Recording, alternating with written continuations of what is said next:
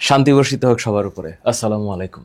আমার প্রাণের শিক্ষার্থীরা, আমাদের প্রাণের শিক্ষার্থীরা, তোমরা যারা এই ভিডিওটা অন করেছো, অর্থাৎ পরিপাকতন্ত্র পড়ার জন্য চিন্তা করেছে এবং ভার্সিটি অ্যাডমিশনে যে প্রশ্নগুলো আসে সেটা রিটার্ন এবং এমসিকিউ উভয় ক্ষেত্রে যে কনসেপশনসগুলো ক্লিয়ার করা দরকার সেই কনসেপশনগুলো আজকে আমরা ক্লিয়ার করবো ইনশাল্লাহ তোমাদের সাথে নিয়ে। একটা মোটামুটি 1.25 ঘন্টা বা 1.5 ঘন্টার মতো একটা চিন্তা ভাবনা করেছি, আমি এটা বলবো। তো এই চ্যাপ্টারটা বোঝার জন্য ভিজুয়ালাইজেশন ইম্পর্ট্যান্ট, এবং মুখস্থ আমরা করব ঠিক আছে, আমরা বুঝবো ঠিক আছে, কিন্তু ভিজুয়ালাইজেশন লাগবে। তা না হইলে ড্রয়িংয়ের যেই মানে মানে কি বলবো এটাকে, যে স্কিলটা আছে, ওই স্কিল সেট যদি তোমাদের না থাকে তাহলে এই চ্যাপ্টারের ইনফরমেশন মনে রাখাটা একটু জটিল। কিন্তু আবার মনে রাখতেও পারবা কেমনে? কারণ তোমরা জানো যে এই অধ্যায়টার নাম হইল পরিপাক ও শোষণ। তার মানে এই অধ্যায়ে যে ডিসকাশনগুলো আছে সেগুলো is all about food related. তার মানে আমরা, এটা তো ধরো একদম শতসিদ্ধ প্রমাণ, যেটা তোমরা জানো যে যে প্রক্রিয়ায় প্রাণী বা আমরা খাদ্য গ্রহণ করি এবং খাদ্য গ্রহণ করার পরে সেই অদ্রবণীয় খাদ্যবস্তু শোষণ উপযোগী খাদ্যবস্তুতে পরিণত হয়, সেটা হইল পরিপাক। তো বুঝলাম। তো পরিপাকের সংজ্ঞা এখন রিটেনের জন্য আমরা কেমনে পড়ব? রিটেনের জন্য কি আসলে এই ধরনের সংজ্ঞা ভিত্তিক পড়ালেখা আসে? না, রিটেনের ক্ষেত্রে মোরলেস কনসেপচুয়াল প্রশ্নগুলো আসে ঢাবিতে। সো বিগত বছরের প্রশ্নগুলো দেখলে বা একটু ভালো মতো অ্যানালাইসিস করলে তোমাদের এই জিনিস ক্লিয়ার হয়ে যাওয়ার কথা। এখন কথা হলো, স্যার তাহলে এই যে একটা শব্দ আছে না, তন্ত্র, তাহলে এই যে তন্ত্র, এটাকে ইংলিশে আমরা কি বলছি? এটাকে আমরা ইংলিশে বলছি ডাইজেস্টিভ সিস্টেম। তন্ত্র মানে হচ্ছে সিস্টেম। এখন এই যে ডাইজেস্টিভ সিস্টেম, এটাকে দুইটা খণ্ডে বা দুইটা ডিসকাশনে ভাগ করা হয়েছে। একটা হচ্ছে পৌষ্টিক নালী। তো নালী শব্দটার মানে হচ্ছে নল, নলের মতো যে অংশটা দিয়ে এটা যায়, এবং এই নালীকে ইংলিশে তোমরা এটাকে ডাইজেস্টিভ টিউব বা ডাক্ট বলো। বায়োলজিতে যে কোনো ডাক্ট, এটাকে আমরা টিউব বলি, এবং ছোট ছোট বা টিউবের ছোট ছোট খণ্ডকে আমরা টিউবিউল বলি। টিউবিউল বলি। আরেকটা হচ্ছে, এখানে মনে রাখতে হবে, এটা হচ্ছে গ্রন্থি। গ্রন্থি, এখন গ্রন্থি মানে হচ্ছে ডাইজেস্টিভ গ্ল্যান্ড। যে সকল মানে টিস্যুগুচ্ছ বা অঙ্গ পরিপাকের সাহায্যের জন্য বা পরিপাক হওয়ার জন্য মানে ক্ষরণ করবে, সেটা হরমোন, এনজাইম, দুইটাই ক্ষরণ করবে, সেটাই হচ্ছে গ্রন্থি। এবং এই যে গ্রন্থি, এটাকে আমরা ইংলিশে বলছি হচ্ছে গ্ল্যান্ড। আমরা কি বলছি? আমরা বলছি গ্ল্যান্ড। এবং আমি আজকে তোমাদেরকে একটু বলি, এই যে পরিপাকতন্ত্র, এই টপিকটাকে কিন্তু একটু ভালো মতন আজকে প্র্যাকটিস করা লাগবে, অনেক ভালো মতো। হ্যাঁ, তোমরা একটু মনোযোগ দিয়ে 1.5 ঘন্টা 90 মিনিটে হয়ে যাওয়ার কথা আজকে প্রথম পর্ব, এবং পরের পর্বে আমি লিভারের পর থেকে পড়াবো। আজকে লিভার পর্যন্ত আমি টার্গেট করেছি। তাহলে এখানে একদম শুরুতে আমার যে গ্রন্থিটা আছে, এটার নাম হচ্ছে লালা, স্যালাইভারি গ্ল্যান্ড, স্যালাইভা। হ্যাঁ, লালা গ্রন্থি। এরপরে হচ্ছে সবচেয়ে বড় যকৃৎ, তারপরে হচ্ছে অগ্নাশয়।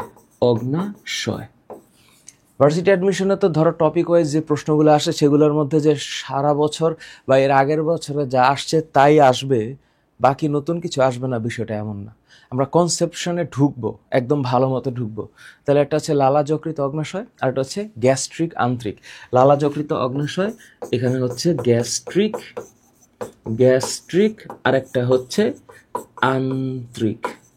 তাহলে তোমরা একটু মাথায় রাখো, বলো আমার সাথে, লালা যকৃৎ অগ্নাশয়, গ্যাস্ট্রিক আন্ত্রিক, লালা যকৃৎ অগ্নাশয়, গ্যাস্ট্রিক আন্ত্রিক, লালা যকৃৎ অগ্নাশয়, গ্যাস্ট্রিক আন্ত্রিক, লালা যকৃৎ অগ্নাশয়, গ্যাস্ট্রিক আন্ত্রিক। এটা কি? এটা হচ্ছে পৌষ্টিক গ্রন্থি। তাহলে এই যে গ্রন্থি, আমরা জানি লালা এটা হচ্ছে স্যালাইভা, আর যকৃৎ, হ্যাঁ, লিভার, এবং অগ্নাশয় এই যে প্যানক্রিয়াস। ছোটবেলা থেকে তোমরা পড়ে বড় হয়েছো যে লিভারকে অর্গ্যানিক ল্যাবরেটরি বা জৈব রসায়নাগার বলে, আর অগ্নাশয়কে মিশ্র গ্রন্থি বলে। কেন? কারণ এখান থেকে হরমোন, এনজাইম দুইটাই ক্ষরণ হয়। সো এগুলো নিয়ে কোনো সমস্যা নেই। গ্যাস্ট্রিক শব্দটা, যেখানেই তোমরা গ্যাস্ট্রো শব্দটাকে পাবা, গ্যাস্ট্রো, তাহলে এই শব্দটার সাথেই মাথায় রাখবা it's all about stomach. Gastro কথাটার মানে হইল স্টোমাক। আর কোলাই, কোলাই বা কোলন, এটা হচ্ছে ইন্টেস্টাইন বা অন্ত্র সম্পর্কিত, ইন্টেস্টাইন। সো এখানে যে আন্ত্রিক, এই শব্দের হচ্ছে ইন্টেস্টাইন। একটু পরে এই ওয়ার্ডগুলা, এই শব্দগুলা কাজে দিবে। ইন্টেস্টাইন তার মানে এটা হইল অন্ত্র, ইন্টেস্টাইন অন্ত্র বা আন্ত্রিক। এবং এখানে এই অন্ত্রের সাথে রিলেটেড ওয়ার্ডটা হচ্ছে কোলন। সো যখনই তোমরা গ্যাস্ট্রো জাতীয় কোনো শব্দ পাবা, ইটস অল অ্যাবাউট স্টোমাক। আর যখন ইন্টেস্টাইন জাতীয় শব্দ আসবে, তাহলে এটা মাথা রাখতে হবে, intestine is all about colon বা অন্ত্র। তো অন্ত্র দুই রকমের হয়, একটা কি ক্ষুদ্রান্ত্র আর একটা বৃহদন্ত্র। ক্ষুদ্রান্ত্র বৃহদন্ত্র, ক্ষুদ্রান্ত্র বৃহদন্ত্র। তাহলে মোটামুটিভাবে এই জিনিসগুলো বোঝা গেছে। এখন কথা হলো যে স্যার, যদি আমি, এটা ধরো আমার বই, এখন বইয়ের যে অংশগুলো আছে একটু খেয়াল করো। এখানে এই যে পার্টগুলো, এটা আজমল স্যারের বই, আমি একটা বই দেখাচ্ছি, তোমাদের এটার কথা মনে আছে? আচ্ছা, মনে না থাকলে একটু এটার দিকে তাকাও, একটু এটার দিকে তাকাও। এখন মনে করো যে এইটা হলো মানুষের পৌষ্টিকতন্ত্রের মোটামুটিভাবে একটা ছোট্ট ভিউ, মানে বোঝানোর জন্য যে জিনিসগুলো আসলে কেমন। এখানে তোমরা পৌষ্টিকতন্ত্র নিয়ে যখন ভার্সিটি অ্যাডমিশনের জন্য পড়বা, পৌষ্টিকতন্ত্র নিয়ে ভার্সিটি অ্যাডমিশনের জন্য পড়ার সময় আমি আবারও বলতেছি, ভিজুয়ালাইজেশন ইম্পর্টেন্ট। তো এখানে মুখের যে অংশটুকু বা মস্তিষ্কের যে অংশটুকু বা মুখছিদ্র গলবিল এই অংশটুকু এখানে নাই। তো এটা এখানে একটা সিম্পলি একটা পাইপের মতো দেখা যাচ্ছে, তাই না? একটা পাইপের মতো। তো এই যে একটা পাইপের মতো দেখা যাচ্ছে, এটা আসলে অন্ননালী। কি নালী? অন্ননালী। তো তোমরা যখন স্টাডি করবা, তোমরা বুঝবা এই যে অন্ননালী, হ্যাঁ, এইটা আবার কতটা যে টার্মিনোলজি আছে, এটা যে অন্ননালী, এইটার আরেকটা নাম হচ্ছে গ্রাসনালী। হ্যাঁ, আরেকটা নাম কি? গ্রাসনালী। তো ইংলিশ হচ্ছে ইসোফেগাস। তোমরা ও দিয়ে শুরু করতে পারো, না করতে পারো, ইসোফেগাস। এরপর এটা যে অংশটাতে আসে, এইটার নাম হচ্ছে এই যে পাকস্থলী। তো এখানে যে অ্যানাটমিক্যাল পজিশন, এটা যে একেবারে 100% পিওর তা না, বাট দেখানোর জন্য আর কি। তো এই যে এইটা হচ্ছে স্টোমাক, পাকস্থলী, এটা তোমরা জানো। এবং এরপর থেকে এই যে এখানে কি যেন একটা ঝুলে আছে না, দেখা যাচ্ছে, এটা আসলে পিত্তথলিকে ইন্ডিকেট করেছে, পিত্তথলি। এখানে লিভারটা ড্র করে নাই, আমরা একটু পরে দেখব, ভিজুয়ালাইজেশনটা দেখব। তারপরে এই যে পাকস্থলী থেকে এই যে একটা অংশ শুরু হয়েছে না, এই যে এটা পিছনে, এই যে নিচে, এটার নাম হচ্ছে অগ্নাশয়। এই যে অগ্নাশয়। তাহলে এই পাকস্থলীর পরের যে অংশটা, এই যে অংশটা, এইটার নাম হচ্ছে ক্ষুদ্রান্ত্র। কি? ক্ষুদ্রান্ত্র। এবং এই ক্ষুদ্রান্ত্রের পার্ট হচ্ছে 3টা। তার মানে এখানে অনেক বেশি পরিমাণে কেমন যেন একটা, মানে ঘিচিমিচি একটা অংশ দেখা যাচ্ছে, এটা ক্ষুদ্রান্ত্র। এবং এই যে ক্ষুদ্রান্ত্র, একটু পরে আমরা পড়ব, এই যে ক্ষুদ্রান্ত্র, এটা অ্যারাউন্ড 6 to 7 মিটার লং, 6 থেকে 7 মিটার। এবং এই ক্ষুদ্রান্ত্রটাই হচ্ছে সবচেয়ে বড় অংশ, সবচেয়ে লম্বা অংশ, সবচেয়ে লম্বা অংশ। তার মানে এটা হলো ক্ষুদ্রান্ত্র, এবং এই ক্ষুদ্রান্ত্রের দৈর্ঘ্য হচ্ছে 6 to 7 মিটার। ক্ষুদ্রান্ত্রের দৈর্ঘ্য হচ্ছে 6 to 7 মিটার, তার মানে সবচেয়ে বড়, সবচেয়ে লম্বা। এরপরে এই যে পার্টটা, এই হচ্ছে বৃহদান্ত্র। এবং এই যে বৃহদান্ত্রের যে শুরুতে এরকম একটা অংশ দেখা যাচ্ছে না, এটা তোমরা সবাই জানো, এইটার নাম হচ্ছে অ্যাপেন্ডিক্স। এবং এই অ্যাপেন্ডিক্সে যদি কোনো ইনফেকশন হয়, তোমরা এটা জানো, এনি টাইপ অফ ইনফেকশন বা সংক্রমণ, ভাইরাল, ব্যাকটেরিয়াল, প্রোটোজোয়াল, ফাঙ্গাল, যে কোনো যে সংক্রমণ, এটার নাম হচ্ছে ইনফেকশন বা আইটিস। তখন আমরা এই টার্মিনোলজিটার নাম হচ্ছে অ্যাপেন্ডিসাইটিস। কি নাম? অ্যাপেন্ডিসাইটিস। এবং এখানে যখন আমরা কোনো অপারেশনের নাম শুনেছি, তোমরাও জানো, হয়তো তোমাদের কারোর সাথে হয়েছে, এখানে যে কাটা হয় বা অ্যাপেন্ডিক্স যে কাটা হয়, এই যে ছোট্ট ছোট্ট অপারেশন, এইটার নাম হচ্ছে অ্যাপেন্ডিসেক্টমি। তো যখনই কোনো শব্দ আসবে টমি, এইটার বাংলা হচ্ছে, বা এটার বুঝে নিবা, এটার মানে হচ্ছে কর্তন, টমি মানে কর্তন, অ্যাপেন্ডিসেক্টমি, কর্তন করা হয়। বুঝতে পারলাম? তো এটা হচ্ছে ইন শর্ট ছোট্ট একটা কনসেপ্ট, এগুলো তোমরা জানো। সো এই যে এটা এটা এটা হচ্ছে সিকাম, সিকাম, সিকামের পরে এটা হচ্ছে ঊর্ধ্বগামী কোলন, তারপরে এটা হচ্ছে অনুপ্রস্থ কোলন, তারপরে অনুপ্রস্থ কোলনের পরে এই যে নিচের দিকে যেটা নামতেছে এইটার নাম হচ্ছে নিম্নগামী কোলন বা ডিসেন্ডিং কোলন। এরপরে এখানে যে একটা আবার এই অংশ হয়ে আসছে এটার নাম হচ্ছে সিগময়েড কোলন। সিগময়েড কোলনের পরে রেকটাম, মলাশয়। তো এই যে অলটুগেদার ফিগারগুলো আসলে একদমই যে হুবহু এরকম না, এখানে আরও প্যাচ আছে বা আরেকটু শর্ট এন্ড আছে, এটা একটু দেখানোর জন্য দেখানো। সো এই হচ্ছে মানুষের পৌষ্টিকতন্ত্রের একটা একটা জাস্ট কি বলবো, একটা ইন্ট্রোডাকশন, একটা সিম্পল ইন্ট্রোডাকশন। আর যদি তোমরা একটু দেখতে চাও, আর একটু যদি ভালো মতো দেখতে চাও, তাহলে আমি বলবো সে ফর এক্সাম্পল এই যে এইটার দিকে তাকাও। তো আমি এইটা নিয়ে পরে আলাপ করব। এটা হচ্ছে অ্যাকচুয়ালি ফিগারটা দেখতে কেমন। অ্যাকচুয়ালি এই যে এখানে এই যে এই জায়গার মধ্যে যেটা দেখা যাচ্ছে এটা হচ্ছে প্যারোটিড গ্ল্যান্ড। Parotid gland. আমরা যখন লালাগ্রন্থি নিয়ে পড়বো তখন আমরা অনেকখানি বোঝার চেষ্টা করবো যে লালাগ্রন্থি আছে কয় জোড়া? 3 জোড়া। Parotid, submandibular, sublingual. Parotid, submandibular, sublingual. তো এইটা মোটামুটি একটা ছোট্ট ধারণা, আমি একটু পরে ব্যাখ্যা করবো এগুলা, যে এগুলার আসলে ডাইজেস্টিভ সিস্টেমটা আসলে কিভাবে কাজ করতেছে। তো এই যে ডাইজেস্টিভ সিস্টেম, জানি এটা আসলে কেন মানে টাচটা কাজ করতেছে না। তো এই যে গ্রন্থি, হ্যাঁ, এই হচ্ছে মুখ, একটু পরে আমি আরেকটু ডিটেল পড়াবো। তারপর মুখের পরে এই হচ্ছে অন্ননালী। তো লিভারের মানে অবস্থানটা খেয়াল করো, অ্যানাটমিক্যাল পজিশন এটা মোটামুটি পারফেক্ট, অ্যানাটমিক্যাল পজিশন মোটামুটি পারফেক্ট।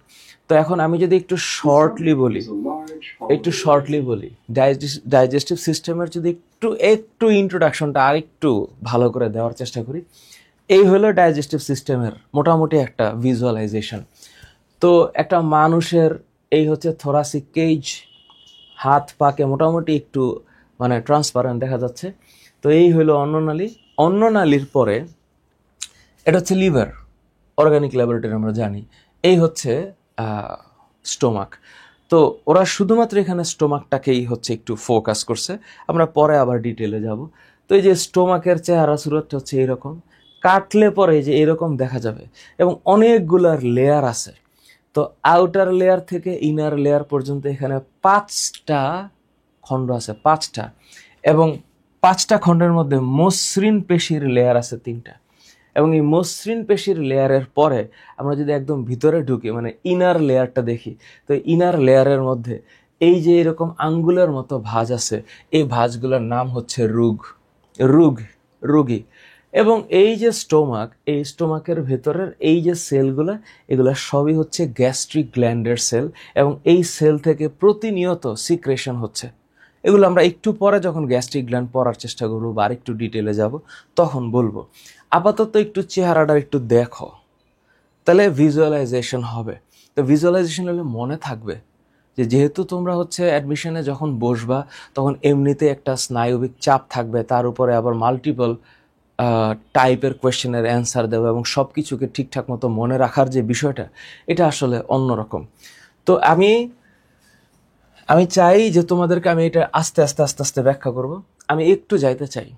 তো যখন সামনে একটু যাব, এখানে পরিপাক নিয়ে যতটুকু কথা বলছি, এরপরে এনজাইমের পার্টটা চলে আসে। এনজাইম, তো এনজাইমের পার্টের মধ্যে খেয়াল করো, আমরা যত খাবার খাই, খাবারের উৎসের মধ্যে say for example carbohydrate, protein, fat, এই 3টাকে তো পরিপাক করতে হবে।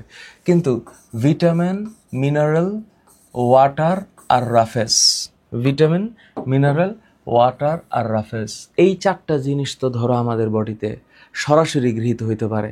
কিন্তু এই যে carbohydrate, protein, fat, they need enzymes to digest. তাদের এনজাইম লাগে ডাইজেস্ট হওয়ার জন্য। তো এখানে কি কি ডাইজেশন হবে? 1, শর্করা, যেটাকে আমরা কার্বোহাইড্রেট বলছি, এবং কার্বোহাইড্রেটের উৎস আমরা জানি, এটা নিয়ে আমার প্রশ্ন না, প্রশ্ন হচ্ছে পরেরটা।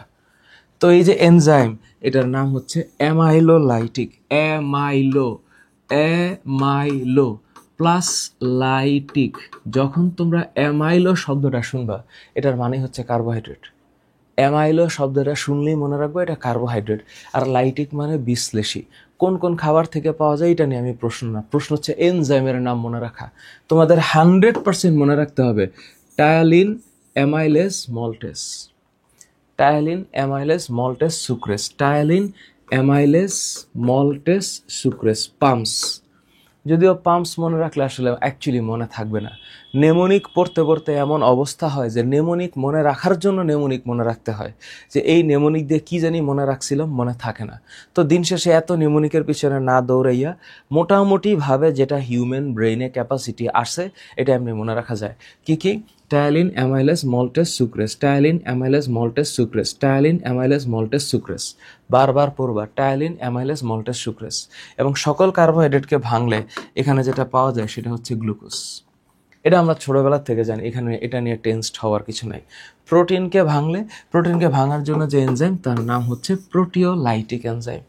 এবং প্রোটিওলাইটিক এনজাইম কী কী? এখানে এনজাইম হচ্ছে পেপসিন, ট্রিপসিন, অ্যামিনোট্রিপসিন, আরও অনেক আছে। প্রোটিওলাইটিক এনজাইম অনেক আছে, কিন্তু এই যে এখানে পেপসিন আর ট্রিপসিন, এটা মনে রাখতে হবে মাই ডিয়ার। এই যে পেপসিন, এই পেপসিন এটা হচ্ছে স্টোমাকের সিক্রেশন, আর ট্রিপসিন হচ্ছে অগ্নাশয়ের সিক্রেশন, এইটা মনে রাখতে হবে। এইটা হচ্ছে কামিং ফ্রম স্টোমাক, আর এইটা কামিং ফ্রম প্যানক্রিয়াস, এটা কামিং ফ্রম প্যানক্রিয়াস। তাহলে হচ্ছে পেপসিন, ট্রিপসিন, এটা হচ্ছে অ্যামিনোট্রিপসিন। আর সকল প্রোটিন ভাঙলে অ্যামিনো অ্যাসিড হবে, এটা আমরা জানি, এটা আমরা জানি। স্নেহ বা lipid, this is all about fat. তো ফ্যাটকে ভাঙার জন্য লাইপোলাইটিক, তো লাইপোলাইটিক এনজাইমের এক্সাম্পল মনে রাখতেই হবে ফসফোলাইপেজ, কোলেস্টেরল অ্যাস্টারেজ ও গ্লিসারল লেসিথিনেস। সবচেয়ে বেশিবার প্রশ্ন এই ঢাকা ইউনিভার্সিটিতে, সবচেয়ে বেশিবার প্রশ্ন শুধু এই কলামটা থেকে আসছে, শুধু এই কলমটা। কোনটা কি এনজাইম? প্রশ্নটা খুললে নিচের কোনটি প্রোটিওলাইটিক এনজাইম, নিচের কোনটি অ্যামাইলোলাইটিক এনজাইম, নিচের কোনটি প্রোটিওলাইটিক এনজাইম নয়, নিচের কোনটি লাইপোলাইটিক এনজাইম, এই প্রশ্নই কমন, এই প্রশ্নই কমন। যদি তোমাদের প্রশ্ন দেখাই, দেখো ডেন্টালের প্রশ্ন, লাইপোলাইটিক এনজাইম কোনটা? এখন লাইপোলাইটিক এনজাইম বলো তো। এখন এই যে বই যে তোমরা যখন পড়ছো, তোমরা যখন বই পড়ছো, আমি একটু বইয়ে নিয়ে যেতে চাই, কারণ তোমাদেরকে সামনে আসলে বইয়ের দিকে তাকাইতেই হবে। তোমরা একটু বইটাকে সাথে নিয়ে পড়বা, বইটাকে সাথে নিয়ে পড়বা, তোমাদের বেশি মনে থাকবে। বইটা সাথে নিয়ে পড়বা। আমি তোমাদেরকে চেষ্টা করব তোমাদের এই মানে কল্পনার জগতে বায়োলজিটাকে এমনভাবে স্থাপন করে দেওয়ার যেন তোমাদের মনে থাকে, তোমরা এটা পড়ছিলা, ভিজুয়ালাইজেশন থাকে। এই যে দেখো এখানে একটা শব্দ আছে লাইপোলাইটিক এনজাইম, কি কি? এই যে লাইপেজ, হ্যাঁ, ফসফোলাইপেজ, নাম শুনলেই তো কেমন একটা মনে থাকে, তাই না? কোলেস্টেরল অ্যাস্টারেজ, আর একটা হচ্ছে লেসিথিনেস, এই যে লেসিথিনেস। তাহলে লেসিথিনেস এনজাইমটা কি এনজাইম? এটা লাইপোলাইটিক এনজাইম। তাহলে এই যে প্রশ্ন লাইপোলাইটিক এনজাইম কোনটা, তাহলে এটার প্রথম উত্তরটা কি হবে? লেসিথিনেস। তো অ্যামাইলেজ, ইলাস্টেজ, কোলাজিনেস, দেজ আর নট। অ্যামাইলেজ তো অ্যামাইলোলাইটিক, ইলাস্টেজ এটা হচ্ছে প্রোটিওলাইটিক এনজাইম, প্রোটিওলাইটিক এনজাইম। আজকে অনেকগুলো স্লাইড আছে, অনেক স্লাইড। আমিষ পরিপাকের এনজাইম, তো এই যে প্রশ্ন বিডিএস এর আমিষ পরিপাক, তার মানে এটা কি? প্রোটিন, তাইলে প্রোটিওলাইটিক এনজাইমের কথা বলছে, প্রোটিওলাইটিক। তাহলে এখানে প্রোটিওলাইটিক এনজাইম কোনটা? এই যে আবার সেই একই প্রশ্ন, দেখো প্রোটিওলাইটিক এনজাইম, এখানে তো প্রোটিওলাইটিক এনজাইমের মধ্যে ট্রিপসিন, পেপসিন, কাইমোট্রিপসিন মাত্র 3টা লিখছে। আসলে কি এই 3টাই প্রোটিওলাইটিক এনজাইম? না না, এই প্রোটিওলাইটিক এনজাইমের খেলাটা হচ্ছে ওই যে যখন পরিপাকের গল্পটা করছে না, পরিপাকের গল্প, এই যে পরিপাকের গল্প, এই পরিপাকের গল্পের মধ্যে দেখো এক জায়গায় লেখা আছে আমিষ পরিপাক, আছে না লেখা? এই আমিষ পরিপাকে তোমরা অনেকে আলিম স্যারের বই পড়ছো, আজমল স্যারের বই পড়ছো, মাজেদা আপার বই পড়ছো, অন্য কোনো যে কোনো টিচারের বই পড়ো, সমস্যা নেই। আমার তো আসলে একটা টপিকে এখন অনেকগুলো বই দেখাইতে পারছি না, কিন্তু বই দেখানোটা জরুরি বায়োলজির ক্ষেত্রে, যেহেতু ইনফরমেশন বেসড, মনে রাখতেই হবে। এই আমিষ পরিপাকের মধ্যে এসে দেখো এইখানে লেখা আছে এই যে ইলাস্টিনকে ভাঙতে পারে ইলাস্টেজ। কাকে ভাঙে? ইলাস্টেজ। এই যে ইলাস্টেজ লেখা আছে না, এইটা হচ্ছে প্রোটিওলাইটিক এনজাইম। এই যে দেখো আমিষ পরিপাকের এনজাইম। তাহলে এখানে ইনভার্টেজ, লাইপেজ, লেসিথিনেস হবে না, এখানে রাইট অ্যান্সার হচ্ছে ইলাস্টেজ। ইলাস্টেজ কঠিন না, কিন্তু জিনিসটা সহজ, পারা যায়, পারা যায়। দেখো মুখ গহ্বরে কোন ধরনের খাবারের যান্ত্রিক এবং রাসায়নিক পরিপাক ঘটে? আমি তো এখনো মুখ গহ্বর শুরু করিনি। তো মুখের মধ্যে যখন খাবারটা ঢোকে, যখন খাবারটা মুখে ঢোকে, তখন ঢুকলে খাদ্যের কোন অংশ জানো? খাদ্যের কার্বোহাইড্রেট। এই কেবলমাত্র কার্বোহাইড্রেটের পরিপাক হয়, কার্বোহাইড্রেটের পরিপাক হয়, কারণ মুখের মধ্যে প্রোটিওলাইটিক এবং লাইপোলাইটিক এনজাইম নাই। তার মানে এই যে মুখে, একটু প্লিজ মাথায় রাখো, প্রোটিওলাইটিক, প্রোটিওলাইটিক ও লাইপোলাইটিক, প্রোটিওলাইটিক এবং লাইপোলাইটিক এনজাইম নাই, নাই। এটা জাস্ট একটু মাথার মধ্যে রেখে দিবা। তাহলে এখানে কার্বোহাইড্রেট বিশ্লেষী এনজাইম আছে, এবং এই কার্বোহাইড্রেট বিশ্লেষী এনজাইম যেটা, এটা হচ্ছে টায়ালিন আর মল্টেজ। টায়ালিন, টায়ালিন আর কি? মল্টেজ। টায়ালিন আর মল্টেজ। তাহলে টায়ালিন আর মল্টেজ কাকে ভাঙতেছে? শর্করাকে।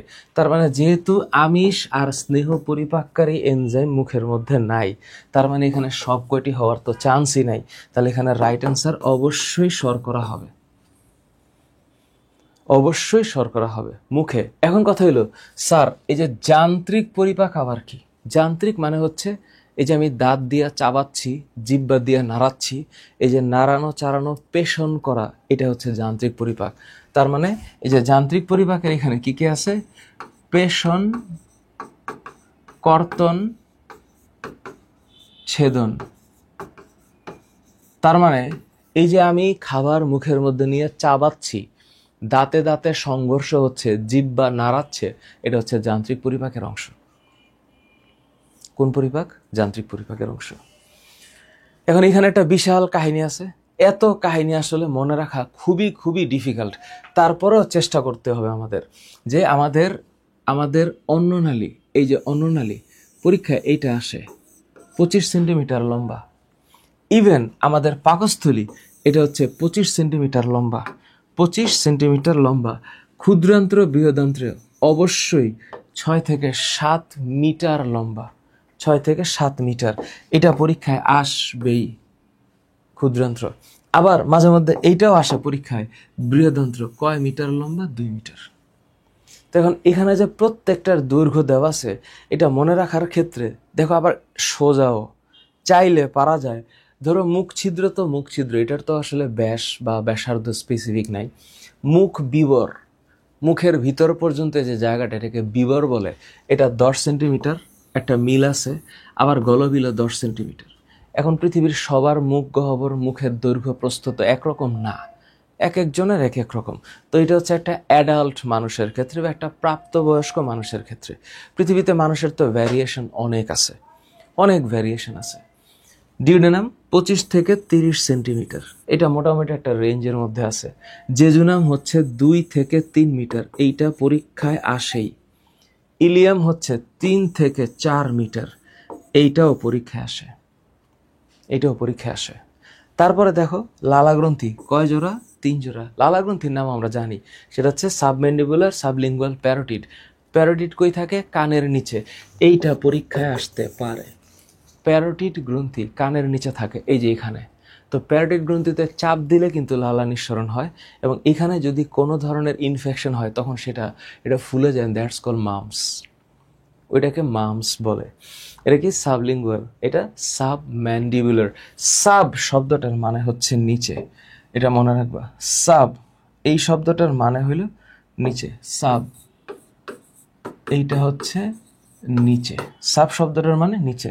তো ম্যান্ডিবুলার নিচে হইল সাব ম্যান্ডিবুলার। আর জিব্বার নিচে আরেকটা শব্দ মাথায় রেখো, লিঙ্গুয়া। লিঙ্গুয়া এই শব্দটার মানে হইল জিব্বা। আর আমি গ্রন্থির ক্ষেত্রে কি কি বলছি, লালা গ্রন্থি, যকৃত, অগ্নাশয়, গ্যাস্ট্রিক, আন্ত্রিক। তো যকৃত তো একটা বিশাল জিনিস। অগ্নাশয়ের ক্ষেত্রে এনজাইম হরমোন থাকে, তো এনজাইম হরমোন থাকে বলে অগ্নাশয়কে মিশ্র গ্রন্থি বলে। তাহলে এইখানে শব্দটাকে একটু মাথায় রাখবা, এটা হচ্ছে মিশ্র গ্রন্থি। ওকে, ডান। এবার তুমি দেখো জাহাঙ্গীরনগর ডি ইউনিটে তোমরা জানো, প্রশ্নের নমুনা জানো, পৌষ্টিকতন্ত্রের দীর্ঘতম অংশ। এখন এই যে একটা প্রশ্ন করলো দীর্ঘতম অংশ, তা আমি একটু আগে বলছি না সবচেয়ে লম্বা হচ্ছে ক্ষুদ্রান্ত্র। কত? তো এই যে ক্ষুদ্রান্ত্র, যেটা হচ্ছে ক্ষুদ্রান্ত্র, এটা হচ্ছে 6 to 7 মিটার, 6 থেকে 7 মিটার। তাহলে এখানে অবশ্যই ক্ষুদ্রান্তের দৈর্ঘ্যটা সবচেয়ে বেশি হবে। হ্যাঁ, অন্ননালী 25 সেন্টিমিটার, 25 সেন্টিমিটার, অন্ননালী 25 সেন্টিমিটার, স্টোমাক 25 সেন্টিমিটার, গলবিল 10 সেন্টিমিটার, গলবিল 10 সেন্টিমিটার, বৃহদান্ত্র ইউজুয়ালি 2 মিটার হয়। তাহলে ক্ষুদ্রান্ত 6 থেকে 7 metre, 6 to 7 metre, too much, too much. এবার দাঁত। এখন দাঁত নিয়ে পড়াশোনা করার আগে একটু ভিজুয়ালাইজেশন করা দরকার যে আসলে দাঁত দেখতে কেমন। তো এখন দাঁত দেখতে কেমন এটা তোমাদেরকে একটু বোঝাই, তোমরা ঠান্ডা মাথায় একটু বোঝো। মনে করো যে দাঁতের একটা বিষয় তোমাদেরকে বললাম, এটা কেমন। মনে করো যে আমি যদি মুখের কথা চিন্তা করি, মুখ, তো মুখ হা করলে এরকম দেখা যাবে। তো মুখ হা করলে যদি এরকম দেখা যায়, এই যে দাঁত, তো ঠিক দাঁতের নিচে যেটা শক্ত এটাকে আমরা হার্ড প্যালেট বলি, আর একটু নিচে আমরা এটাকে সফট প্যালেট বলি। তারপর নিচে এই যে এটার নাম হচ্ছে ইউভিউলা, ইউভিউলা, আবার ভুল করে আলভা বলো না, হ্যাঁ, এটা হচ্ছে ইউভিউলা। এটা হচ্ছে জিহ্বা, আমরা জানি। তো মোটামুটি হা করলে ভিতরে ইউভিউলা দেখা যায়। আর মারিকে ইংলিশে গাম বলা হয় এবং তার নিচে ভেস্টিবিউল আছে। ভালো কথা। এখন আমি যদি একটু দাঁতকে চিন্তা করি, তো দাঁত মামুর বেটা দেখতে এরকম, দেখলে মনে হবে যে অনেকগুলো ঘোড়ার খুর দেখা যাচ্ছে, আসলে দাঁত এরকম। তো এখন দাঁত যে মাড়ির নিচে এরকম ভাবে মানে গেঁথে থাকে, তো এটার সংখ্যা কি, এই সংখ্যা নিয়ে তোমাদের মানে ধারণা আছে আশা করি। আমি একটু পরে আবার ব্যাখ্যা করব। এবার একটু দাঁতের ভিতরে ঢুকি। তো দাঁতের ভিতরে ঢুকলে তোমরা দেখবা দাঁতের উপরে যে সাদা একটা লেয়ার আছে, এই সাদা লেয়ারটার নাম হচ্ছে এনামেল। দাঁতের আবরণের নাম কি? এনামেল। ঠিক এনামেলের নিচের যে অংশটা, যেই জিনিসটাকে বা এনামেল যাকে ঘিরে রাখে, এইটার নাম হচ্ছে ডেন্টিন। Dentine, enamel. এরপরে এই যে অ্যাকচুয়ালি যেই মাঝখানের পার্টটা, যেটা ধমনী, শিরা এবং স্নায়ুকে ধারণ করে রাখছে, এটাকে বলা হয় মজ্জা। এবং এই যে এটা হচ্ছে মাড়ি। তো মাড়ির পাশে তো দাঁতের যে শক্ত অংশটা তো থাকে, দাঁত তো শক্ত, তাই না? তো এখন এই ভিতরের অংশটার নাম হচ্ছে সেন্ট্রাম, সেন্ট্রাম। আর দাঁতের অংশ হচ্ছে 3টা, মুকুট, গ্রীবা, মূল। মানে মুকুট, ক্রাউন, গ্রীবা মানে হচ্ছে ঘাড়, মূল মানে তো বেজ। তাহলে মুকুট, গ্রীবা, মূল। তাহলে এটার শুরুর অংশটার নাম কি? এনামেল। পরেরটা কি? ডেন্টিন। এর পরেরটা দন্তমজ্জা, দন্তমজ্জা। আর দাঁতের সাথে অবশ্যই স্নায়ুর সম্পর্ক আছে। তো কোনোভাবে দাঁত যদি আমরা মানে টান দিই বা দাঁতে যদি কোনো আঘাত লাগে, এটা অবশ্যই সেন্সিটিভ, মানে সেন্সিটিভ, খুবই সেন্সিটিভ। সো এটা ব্যথা লাগবে। তো এখন দাঁতের কাহিনীটা কেমন আসলে, এই দাঁতকে এইভাবে দেখানোর চাইতে আমি আরেকটা পদ্ধতি আছে তোমাদেরকে একটু দেখাই, তাহলে ভাল লাগবে। এটাকে একটু রাখি, তোমাদেরকে দাঁতটা দেখাবো আমি এইভাবে, তাহলে আরো মনে থাকবে। সে ফর এক্সাম্পল, এই যে দাঁত, তাহলে এখানে দাঁতটাকে একটু দেখো, একটা মানুষ হা করে আছে। তো হা করে যেহেতু আছে, তাহলে এই যে হা, আমি একটু হাটাকে একটু এইভাবে দেখাই। এই যে হা, তার জিহ্বাটা দেখা যাচ্ছে। এখন একটু ফিল করো, ফিল করো, মনে রাখো, এই যে লাস্ট যে 3টা দাঁত, এই 3টা দাঁত, এইটার নাম হচ্ছে পেশন দাঁত। এটা পিষে ফেলে, পেশন। তাহলে এইটার নাম হচ্ছে পেশন। এটাকে বলা হয় মোলার টিথ। কি কি টিথ? Molar teeth. তাহলে এই পাশে কয়টা? 3টা। তাহলে এই পাশে কয়টা? 3টা। তাহলে এই পাশে 3টা মোলার, ওই পাশেও 3টা মোলার। তাহলে এই যে মোলার টিথ 3টা। তারপর দেখো এটার সামনে এইখানে এই 2টা দাঁত আছে, এটার সামনে এই 2টা দাঁত আছে, আছে না? এই যে এটার সামনে এই 2টা দাঁত আছে, এটা হচ্ছে প্রিমোলার। প্রিমোলার, প্রিমোলার কয়টা? 2টা। তাহলে এখানেও প্রিমোলার, প্রিমোলার 2টা। তারপর একটা দাঁত আছে, এই যে এটা এটা ছেদন দাঁত, এটা একটু মানে হচ্ছে গিয়ে তীক্ষ্ণ, এটা ছেদন। তাহলে এই পাশে এটা হচ্ছে ছেদন, এটাকে বলা হয় canine teeth. Canine, canine teeth কয়টা? একটা। আর ঠিক সামনে, সামনে যে 2টা, হ্যাঁ, এই যে 2টা, এই 2টা হচ্ছে মানে দাঁড়া 1 2 3 4 5 6 7 8, মনে হয় এখানে একটু গ্যাঞ্জাম হয়েছে, কারণ 4টা কর্তন দাঁত থাকার কথা, ছেদনটা আসলে পাশে, এখানে মনে দাঁতের সংখ্যাটা 16টা হয়নি। 1 2 3 4 5 6 7 8 9 10 11 12 13 14, দেখছো এখানে প্রথম থেকে একটু মিস্টেক হচ্ছে। যদি 16টা থাকতো তাহলে এখানে আসলে মোলার টিথ এখানে পিছনে আরো থাকতো। তার মানে এখানে 1 নাম্বার দাঁত আর এখানে 16 নাম্বার দাঁতটা অ্যাবসেন্ট, এই জন্য লাস্টে এসে মিলে নেই। কেন? কারণ প্রথম 4টা দাঁত হবে কর্তন দাঁত, প্রথম চারটা হলো কর্তন। এটার একটা ভালো ছবি, এটার একটা ভালো ছবি আমি তাহলে বইয়ের থেকে দেখাইতে হবে, তা নাহলে এখানে মিলতেছে না, এখানে মিলতেছে না। দেখাচ্ছি আমি, বইয়ের মধ্যে যে হা করে আছে এইটাও সুন্দর না, না কোনোটাই সুন্দর না, এই ছবিটাও সুন্দর না। তোমাদেরকে তাহলে আমার এখান থেকে দেখাইতে হবে। এইটাই ভালো, এইটাই ভালো, কিন্তু এটা নড়ে। সমস্যাটা হচ্ছে এটাকে স্টেবল করা যায় না।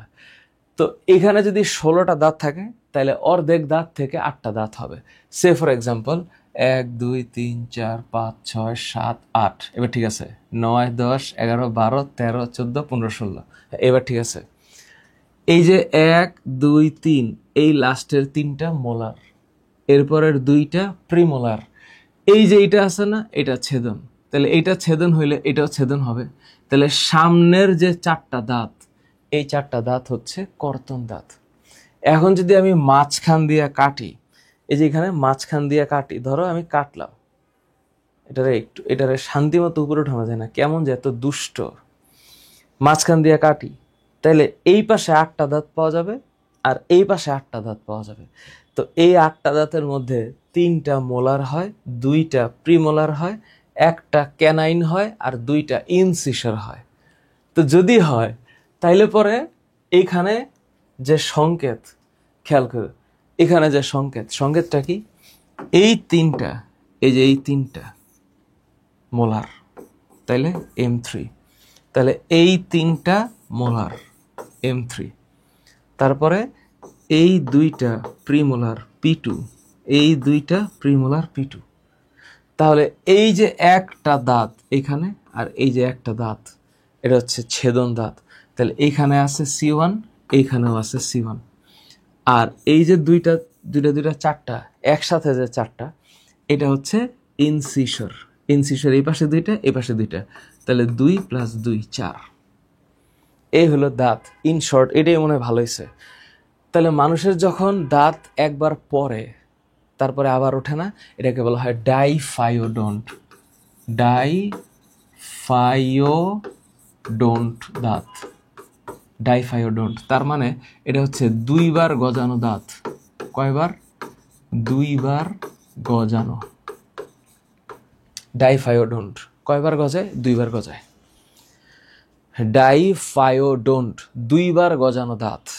তাহলে একবার হয়, আবার পরে আবার হয়। তাহলে যখন প্রথম দিকে হয় এইটার নাম দুধ দাঁত, এবং দুধ দাঁতে প্রিমোলার থাকে না। এই যে দেখো I2C1 M2, তার মানে প্রিমোলার নাই আর মোলার একটা নাই। তাহলে টোটাল দাঁত কয়টা? 20টা। এরপরে যেটা 14 বছর বয়সে হয়, এখানে 28টা হয়। I2C1 P2 M2, তার মানে এইখানেও একটা M নাই, এইখানেও একটা M নাই। তাহলে 4টা দাঁত থাকে না। তাহলে 32 থেকে 4টা দাঁত বাদ গেলে 28টা দাঁত থাকে। আর যখন স্থায়ী দাঁত হয় তখন মানুষ এটাকে উইজডম টিথ বলে, যদিও এটার সাথে উইজডমের কোনো সম্পর্ক আছে কি না আমি জানি না। এটাকে আক্কেল দাঁত বলে, আর আক্কেল দাঁত হওয়ার সময় অনেক ব্যথা করে। তাহলে এই যে এটা হইলো আক্কেল দাঁত, এইটা হইলো আক্কেল দাঁত। সো এই হলো দাঁতের ঘটনা। তাহলে স্যার দাঁত থেকে যে প্রশ্নগুলো আসে তার একটা নমুনা এখানে একটা ছোট্ট কিছু ইনফরমেশন দেওয়া আছে, সেটা হচ্ছে ডাইফায়োডন্ট। শব্দটা হবে ডাইফায়োডন্ট। তো বাচ্চাদের সময় হচ্ছে 20টা দাঁত থাকে, আর একটু বড় হইলে এটা স্থায়ী দাঁত হয়। মানুষের দাঁত যদি চোয়ালের মধ্যে ঢুকানো থাকে তাহলে থেকে থেকোডন্ট বলা হয়। এটা আবার একটু ডেন্টিস্ট্রিতে চলে গেছে। তোমাদের মধ্যে যারা ডেন্টালে পড়বা তারা গিয়ে এটা পাইবা। আর 4 ধরনের স্থায়ী দাঁত, এটার নাম হচ্ছে হেটারোডন্ট। তোমরা যারা ডেন্টালে পড়বা তোমরা নিশ্চিতভাবে মাথায় রাখো যে তোমাদের ক্যারিয়ার খুবই খুবই শার্প, যে ডেন্টালটাকে তোমরা আবার ছোট করে দেখো না। কারণ বাংলাদেশে এইরকম একটা জনবহুল দেশে মানুষের দাঁতের যে প্রবলেম, এটা যদি কেউ সলভ করতে পারে তাহলে তার চেম্বারে রোগীর কোনো অভাব হবে না। ঠিক আছে, ওকে। এবার দেখো ডেন্টালের প্রশ্ন। মানুষের দাঁত কোন ধরনের? মানুষের দাঁত ডাইফায়োডন্ট। কেন? মানুষের দাঁত 2বার গজায়, 2বার গজায়। মানুষের দাঁত 2বার গজায়। তারপর দেখো খাদ্যের ব্যাকটেরিয়া ধ্বংস করে দাঁতকে রক্ষা করে কোনটা? এইখানে একটা আবার চলে আসছে মুখের পরিপাকের সাথে। সো যখন মুখে পরিপাকের কথা বলবো আমি, তখন মুখের মধ্যে এবার একটু ক্ষরণ চলে আসবে, ক্ষরণ, সেটার নাম হচ্ছে লালাক্ষরণ। আর যখন লালাক্ষরণের কথা আসবে, এখানে যে এনজাইমটা থাকে তার নাম হচ্ছে লাইসোজাইম। কি এনজাইম? লাইসোজাইম। তাহলে এই যে লাইসোজাইম এনজাইম, এই লাইসোজাইম এনজাইম ব্যাকটেরিয়াকে ধ্বংস করে দাঁতকে রক্ষা করে। তাহলে এটা কোত্থেকে নিঃসৃত হয়? লালা থেকে। 6 বছরের বালিকা, তো 6 বছর যেহেতু, তার মানে এটা তো 6 বছর, এটা খুবই কমন একটা সেন্স যে এইটা অ্যাকচুয়ালি দুধদাঁত হবে। তাহলে সেখানে এই যে তাহলে এখানে I2C1 পি তো থাকার কথা না, তাহলে মোলার 2টা দাঁত থাকার কথা। ঠিক একইভাবে I2C1 P0M2। তার মানে I2C1 P0M2 কোনটা? এইটা। পরীক্ষার হলে ঠান্ডা মাথায় তোমাদেরকে মনে রেখে দিতে পাইরে আসতে হবে। তাহলে প্রাপ্তবয়স্ক, কিন্তু এখানে ক্লু কোনটা? এখানে ক্লু হচ্ছে উপরের পাটির দন্ত সংকেত। তার মানে নিচেরটা চায় নাই, উপরেরটা চাইছে। তার মানে যদি নিচেরটা না চায় তাহলে এটা অবশ্যই I2C1 P2M3 হওয়ার কথা উপরে। তাহলে উপরে যদি এটা হয় তাহলে তো অর্ধেক, বাকি অর্ধেক উপরে আছে। তাহলে এইটা হলো উপরের মাড়ির দাঁত পুরোটা। আর যদি নিচেরটা বলতো তাইলে সেখানে I2C1 P2M3 সাথে 2 গুণ হইতো। I2C1, তাহলে এখানে PM3, তাহলে এখানে উপরের পার্টি যেহেতু বলছে তাহলে 2 দিয়ে গুণ দিলে এখানে এই যে I2C1, আচ্ছা প্রিমোলার রে PM ধরছে, তাহলে P2M3 I2C1 PM2 এটা হবে। তো দেখুন আমার একটু টেনশন লাগতেছিল, কেন? PM তো আমি বলিনি, আমি অলওয়েজ P বলছি। তাহলে এইখানে এই 2টাকে একটু সরাইয়া এখানে M লাগাই দিতে হবে, তা নাহলে ওদের সাথে টিকা যাচ্ছে না। তাহলে আমি যদি এটাকে একটু লাগাই দিই তাহলে বিষয়টা এমন হবে। তাহলে আমি যদি ওকে একটু পাশে নিয়ে আসি আর ওকে যদি একটু সরে নিই তাহলে PM2 হবে। এবার ঠিক আছে, I2C1 PM মানে প্রিমোলার, এটার অগ্রপেশন ধরছে, আমরা তো P বলে অভ্যস্ত। ঠিক আছে, সর্বভোগ প্রাণী, কারণ মানুষের এই সব দাঁত আছে, মানুষের সব দাঁত আছে। তাহলে মনে রাখবা কেমনে? আচ্ছা কি মনে রাখবো? তো স্যার দাঁত তো পড়লাম, তো দাঁতের পাশে যে প্রতিবেশী জিহ্বাটা আছে এটা নিয়ে একটু বলার দরকার না? জিহ্বার কি অবস্থা? এই জিহ্বা একটা আছে, এটা একটা মানুষের ডেঞ্জারাস একটা অঙ্গ। এই জিহ্বা নিয়ে কথা বললে শেষ হবে না। এই জিহ্বাটা যদি সঠিকভাবে মানুষ একটু ব্যবহার করত, বা একটু যদি নরম সুরে জিহ্বাটা ব্যবহার করতো, তাহলে অনেক শত্রু সৃষ্টি হইতো না। মানুষের জীবনে এই শত্রু সৃষ্টি হয় এটার কারণে। এত দুষ্ট, খালি টেস্ট আর টেস্ট। আর টেস্ট মনে রাখবো হচ্ছে মিল অতি, এই শব্দটা দিয়ে। তারপর আবার মিলটা তিতা বলে অনেকে, কিন্তু এরা মিল অতি বললে কি হবে, এটা মনে রাখার বুদ্ধি হচ্ছে মিল অতি। তাইলে এটা মিলটা তিতা বা মিলতি, অনেকে এটা মনে রাখে। আচ্ছা, এইটা মনে না রাখা মিলতি মনে রাখা। তাহলে এইটা মনে রাখবা কেমনে, মিল অতি। সো আসলে এটা হচ্ছে শুরুতে, মানে জিহ্বাটার যে একটা অবস্থান, একদম শুরুতে হচ্ছে মিষ্টি, একদম শুরুতে মিষ্টি। এই মিষ্টির পরে মনে রাখবো হচ্ছে ঠিক এই অংশটার মধ্যে হচ্ছে লবণাক্ততা। আরেকটু পরে এইখানে, আরেকটু পরে পিছনের অংশে সেটা হচ্ছে অম্লতা, আর একদম শেষে এটা হচ্ছে তিতা। তো মিলতি হচ্ছে মিষ্টি লবণ অম্লতিতা, তুমি যেভাবে মনে রাখতে পারো। তাহলে একদম শুরুতে জিহ্বাটাকে আমি যদি এইভাবে চিন্তা করি, তাহলে এটা হচ্ছে মিষ্টি লবণাক্ততা, মিষ্টি লবণ অম্লতা, মিল অতি তিতা। তাহলে মিলতি হচ্ছে মিষ্টি লবণ অম্লতিতা।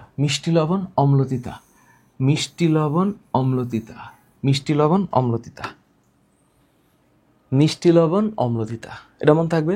মনে থাকলে পরে এরপরে বাকি সব সহজ। জিহ্বার কোন অংশে লবণাক্ততার স্বাদ আছে, মিল হচ্ছে 2 নাম্বার, তাহলে অগ্র পশ্চাৎ ভাগ, তাহলে এটা হচ্ছে অগ্রপার্শ্ব, মধ্যাংশ না। তাহলে এটা মনে রাখবা, নিচের থেকে লিখবা, এটা হচ্ছে মিল অতি, যেভাবে তুমি মনে রাখতে পারো।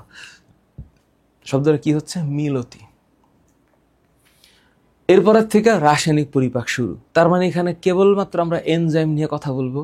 তো এনজাইম, রাসায়নিক পরিপাকে এনজাইম থাকবে, হরমোনও থাকবে। যদিও হরমোনের পার্টটা আলাদা ডিসকাশন করা আছে, আমরা সেটা দেখে নিব। এইখানে মুখে পরিপাক। তো মুখে যখন পরিপাকের কথা হবে, তাহলে মুখে মানে মুখের মধ্যে শুরুতে আমি শর্করা বিশ্লেষণের কথা বলবো।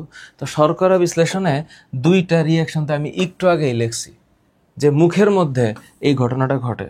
তাহলে মুখে যদি এই ঘটনা ঘটে, মুখের মধ্যে এইটা ঘটতেছে, তাহলে মুখে শর্করা টায়ালিন এনজাইম ভাইঙ্গা মল্টোজ বানায়, আর মল্টেজ ভাইঙ্গা গ্লুকোজ বানায়। তাহলে যখন জটিল শর্করার কথা বলবো, টায়ালিন ভাইঙ্গা মল্টোজ হয়, মল্টোজকে মল্টেজ ভাইঙ্গা এই গ্লুকোজ বানায়। গ্লুকোজের আরেক নাম হচ্ছে ডেক্সট্রিন। তাহলে মল্টেজ, যে কোনো এনজাইমের নামের শেষে কি থাকে, এজ থাকে। এনজাইমের নামের শেষে এজ থাকে। তাহলে তোমরা জানো এখানে অনেক লেখা আছে। এই লেখাগুলো এইভাবে দেই কেন? কারণ ইনফরমেশনগুলোর মধ্যে কোনটা পড়া লাগবে এটা আইডেন্টিফাই করা জরুরি। তো এখানে বহুত কথাবার্তা আছে পাকস্থলী। তো পাকস্থলী নিয়ে শুরু করলে মোটামুটি এটা কয়েকটা ডেটা তোমরা মনে রাখো, এটা জিএসটিতে তোমাদের আসতে পারে।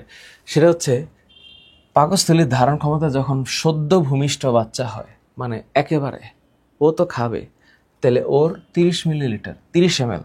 হ্যাঁ, এখানে একটু প্লিজ মাথা রাখো, সদ্য ভূমিষ্ঠ বাচ্চার কত, 30 ml।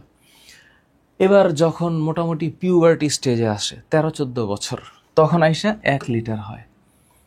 আর যখন প্রাপ্তবয়স্ক হয়, যেমন আমার কথা বলি, আমি কিন্তু বেশি খাইতে পারি না, একেবারেই নিতান্ত খুবই কম খাই। কিছু কিছু মানুষ আছে আল্লাহর রহমতে, যদি বিয়ে বাড়িতে যায়, আর চিটাগাংয়ের কথা তো বললামই না, চাটগাইয়া মানুষ আর পুরান ঢাকার মানুষ, আল্লাহ তাদেরকে অসাধারণ ক্ষমতা দিয়ে সৃষ্টি করেছে। আমি তাদেরকে সেলিউট জানাচ্ছি, লাল গোলাপের শুভেচ্ছা জানাচ্ছি।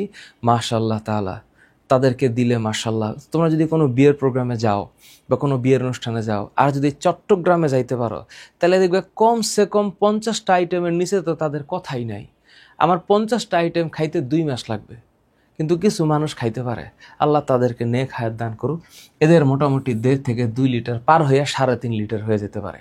সো কিছু কিছু মানুষের হচ্ছে এই 1.5 থেকে 2 লিটার, কিছু কিছু মানুষের হচ্ছে 1.5 to 2 লিটার। তো এটা হলো মানে খুবই এক্সাজারেটেড একটা ব্যাপার। এরা যারা পারে এরা আসলে আমাদের মনুষ্য প্রজাতির অন্তর্ভুক্ত না, আল্লাহ তাদেরকে অন্য কোনো অবস্থানে দেখবেন। যাই হোক, তো পাকস্থলীর পাকস্থলীর ভেতরে যে মানে অন্তর্গাত্র আছে, এটার কোষগুলো 3 থেকে 6 দিন বাঁচে। কেন? কারণ পাকস্থলীর ভিতরে প্রতিনিয়ত অ্যাসিডিক একটা এনভায়রনমেন্ট থাকে এবং এনজাইমের রিয়েকশন হতে থাকে। Each and every time hydrochloric অ্যাসিডের সাথে খাবারের রিয়েকশন হতে থাকে, এই কারণে এগুলো এত বাঁচতে পারে না। আর অবশ্যই মানে পাকস্থলীর প্রাচীরের 5টা লেয়ার, সবার বাইরেরটা হচ্ছে সেরোসা, এটা কোনোভাবে মিস করা যাবে না, সেরোসা। এবার মসৃণ পেশির কয়টা স্তর? 3টা। এটা পরীক্ষায় আসবে, এটা তোমাদের ডিউতে আসবেই, ডিউতে আসবে। মসৃণ পেশির স্তর 3টা।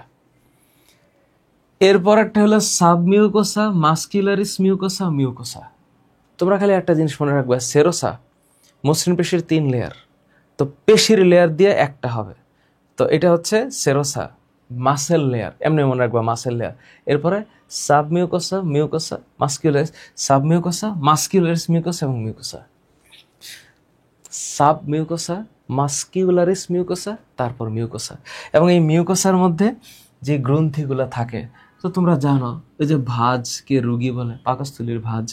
তারপরে এইটা হলো গ্যাস্ট্রিক গ্রন্থি, তো গ্যাস্ট্রিক গ্রন্থি। তারপরে ফান্ডাস, ফান্ডাস কোনটা? ফান্ডাস হচ্ছে এই যে পাকস্থলীর উপরে এই যে অংশটা খালি, এটা হচ্ছে ফান্ডাস, উপরের অংশটা। এবং এটাকে কার্ডিয়াক অংশ বলা হয়, কারণ এটা কিসের সাথে? এটা মানে হার্টের সাথে লেগে থাকে, কার্ডিয়াক পার্ট। তো কি কি আছে এখানে? কিছু লাইন আছে, হালকা করে একটা কিছু বলে দিই যেন পরীক্ষার আসলেও পারো। কার্ডিয়া মানে হচ্ছে হার্ট, তো ওই যে হৃৎপিণ্ডের মানে হৃৎপিণ্ড তো ডায়াফ্রামের উপরে, তাই না? তো ডায়াফ্রামের নিচে হচ্ছে স্টোমাক। তো আমি যদি একটু ছোট্ট করে একটু ভিজুয়ালাইজেশন তোমাদেরকে দেখাই, তাহলে তোমাদের একটু ক্লিয়ার হবে জিনিসটা। আর তোমরা ভিজুয়ালাইজেশন করার সময় একটু মনে করার চেষ্টা করবা যে ও আচ্ছা, ইট হ্যাপেন্স লাইক দিস। ছোট্ট করে 1 মিনিটের মধ্যে একটু মানে স্টোমাকটাকে একটু দেখে রাখো, স্টোমাকটাকে দেখে রাখো। ধরো আমি যদি একদম শুরু থেকে বলি যে এইটা মানে স্টোমাকের যদি ফুল অ্যানাটমি না মানে যতটুকু মনে রাখার দরকার সেটা যদি একটু দেখো, তো এই যে মানুষের মুখ, তারপরে এই যে অন্ননালী, লিভারের অবস্থানটা দেখো, তারপরে এই যে স্টোমাক, ওই যে ওইটা হইলো অগ্নাশয়, তারপর এই যে মোটা করে যেটা এটা হচ্ছে বৃহদন্ত্র, আর এই যে চিকন করে ভিতরে যেটা এটা হচ্ছে ক্ষুদ্রান্ত্র। ক্ষুদ্রান্ত্র অনেক বড়, ক্ষুদ্রান্ত্র অনেক বড়। তা আমি যদি একবারে ধরো এই যে এগুলো রিবস পাকস্থলীর ভিতরে ঢুকি, তো এটা হচ্ছে অন্ননালী দিয়ে যেটা ঢুকবে, যে এইটা হলো কার্ডিয়াক স্ফিংটার। তো এটা কার্ডিয়াক স্ফিংটার হইলে এটা আস্তে আস্তে আস্তে আস্তে বড় হয়। তো এই যে উপরের লেয়ারটা হচ্ছে সেরোসা, তারপরে এই যে 1 2 3 এগুলো হচ্ছে মাসেল লেয়ার, এই 3টা মিলে একটা। এরপরে হচ্ছে সাবমিউকোসা, তারপরেরটা হচ্ছে মাস্কুলারিস মিউকোসা, তারপরে মিউকোসা। এখন আমি যদি একদম মিউকোসাতে ঢুকি, তো পাকস্থলীর লেয়ারটা তো অনেক মোটা, তো মোটা যেহেতু হয় পাকস্থলীর এই যে মোটা লেয়ারটা হচ্ছে মিউকোসা। এবং এই মিউকোসার মধ্যে এই যে ভাঁজগুলো আছে, ভাঁজ, এই যে ভাঁজ, এই ভাঁজগুলো হচ্ছে রোগী। এবং এই ভাঁজের মধ্যে এই যে এক একটা সেল যে আছে, এই সেলগুলো এখানে আছে। এর মধ্যে একটা সবচেয়ে প্রিমিয়াম সেল হচ্ছে অক্সিনটিক সেল বা প্যারাইটাল সেল। এবং এই প্যারাইটাল সেল থেকে অনবরত হাইড্রোক্লোরিক অ্যাসিড বেরোতে থাকে। তার মানে এরা আসলে অ্যাসিড নির্গমন করে। কোন অ্যাসিড? Hydrochloric acid. এবং এই পাকস্থলীর পিএইচ হচ্ছে 1 থেকে 2 এর মধ্যে, মানে পাকস্থলীর পিএইচ হচ্ছে 2। তার মানে এরা প্রচুর পরিমাণে অ্যাসিড সিক্রেশন করে। তো এই অ্যাসিড সিক্রেশন যখন করে তখন ওরা আসলে প্রোটিনকে ভাঙতে পারে। তো এটা প্রোটিনের অণু, তো প্রোটিনকে ভাঙা ছোট ছোট ছোট ছোট খণ্ডে পরিণত করতে পারে। তো এই যে প্রোটিনকে যে ভাঙতে পারে, এটা প্রোটিনের অণুকে দেখানো হচ্ছে।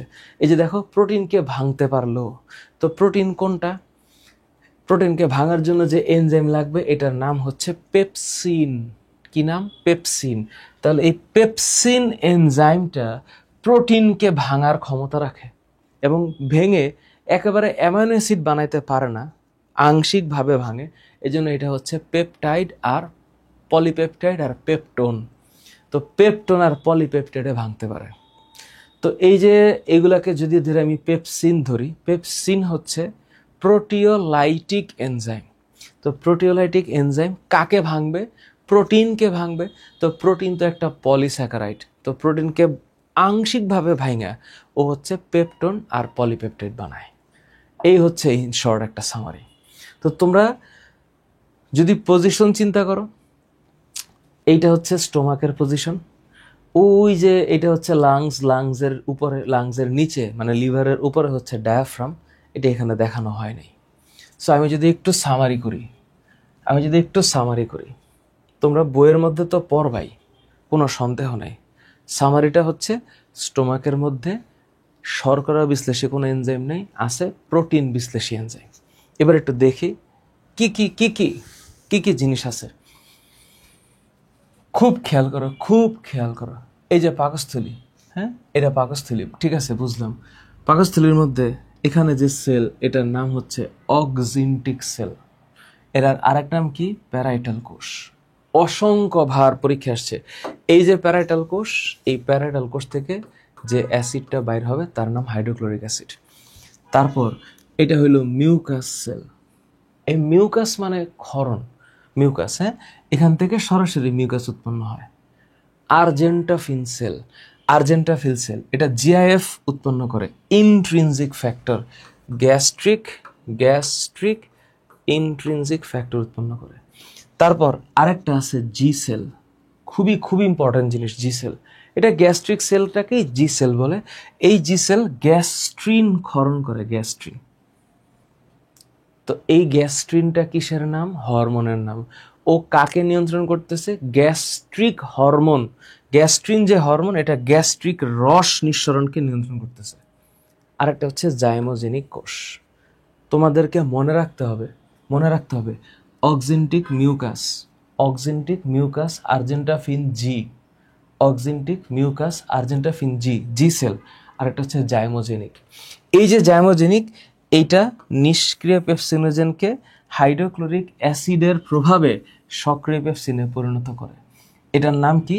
জাইমোজেনিক। এটা তোমাদের ডিউতে আসবে, এইটা আসবে, ইভেন জেইউতে আসতে পারে। পাকস্থলীর কোন কোষ নিষ্ক্রিয় পেপসিনোজেনকে সক্রিয় পেপসিনে রূপান্তরিত করতে পারে? এটার অ্যান্সার হচ্ছে জাইমোজেনিক কোষ।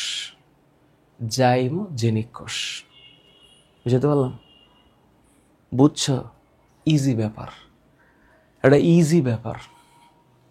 হ্যাঁ, আমি বলতেছি, তুমি মনে রাখবা, ইজিনেসটা তুমি মনে রাখবা।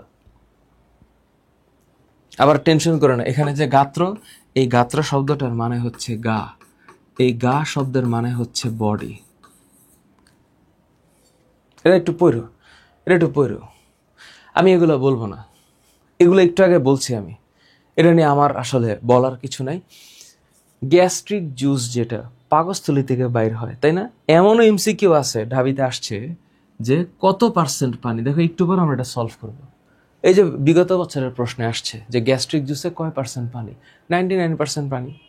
কোন হরমোনের প্রভাবে নিঃসরণ হয়? গ্যাস্ট্রিন হরমোনের প্রভাবে। তো গ্যাস্ট্রিন হরমোনটা কোন সেল থেকে বাইর হয়?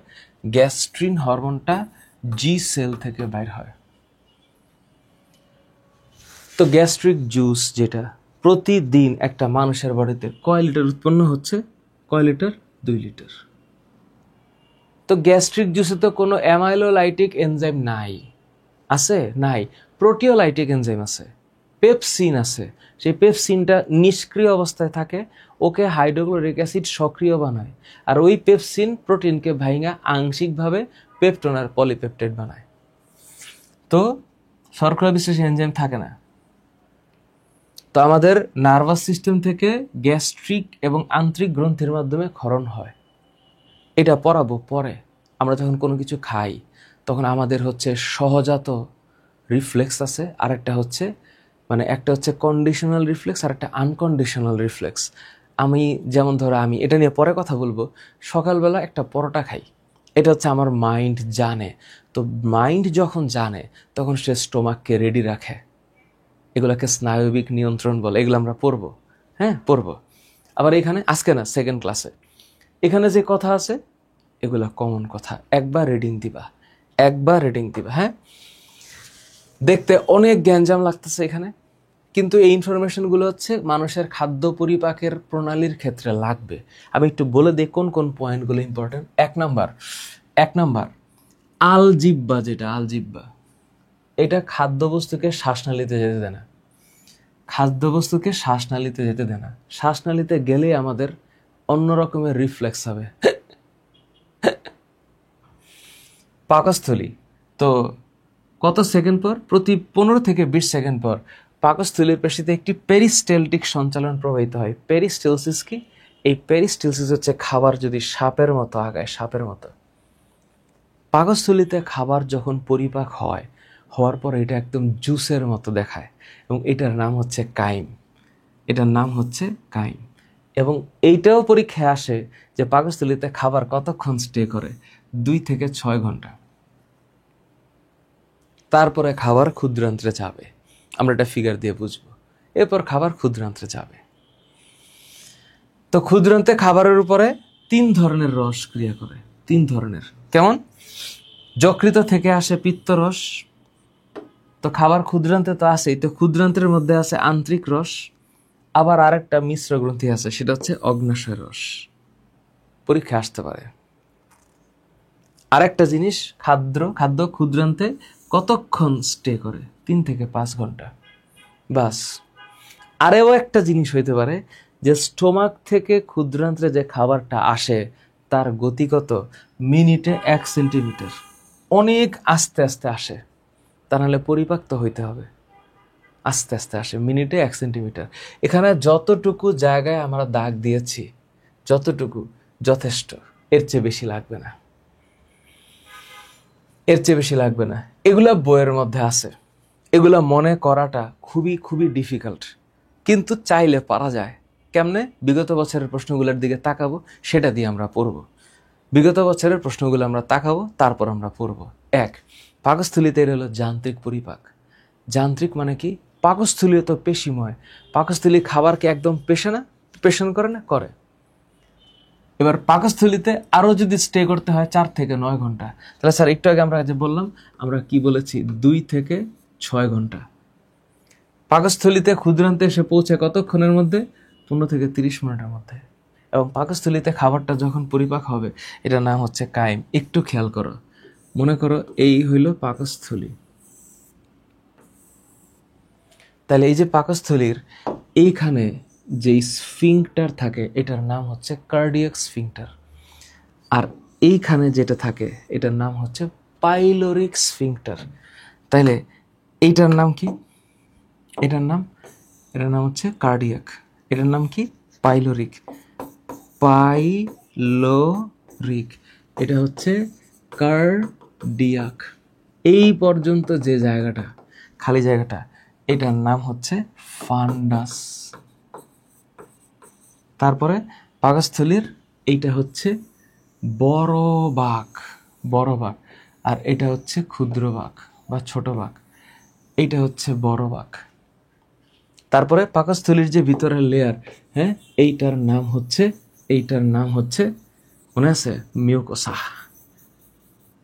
তো একটা হচ্ছে সাবমিউকোসা, মাস্কিউলারিস মিউকোসা। আর মসৃণ পেশির কয়টা লেয়ার? 3টা লেয়ার।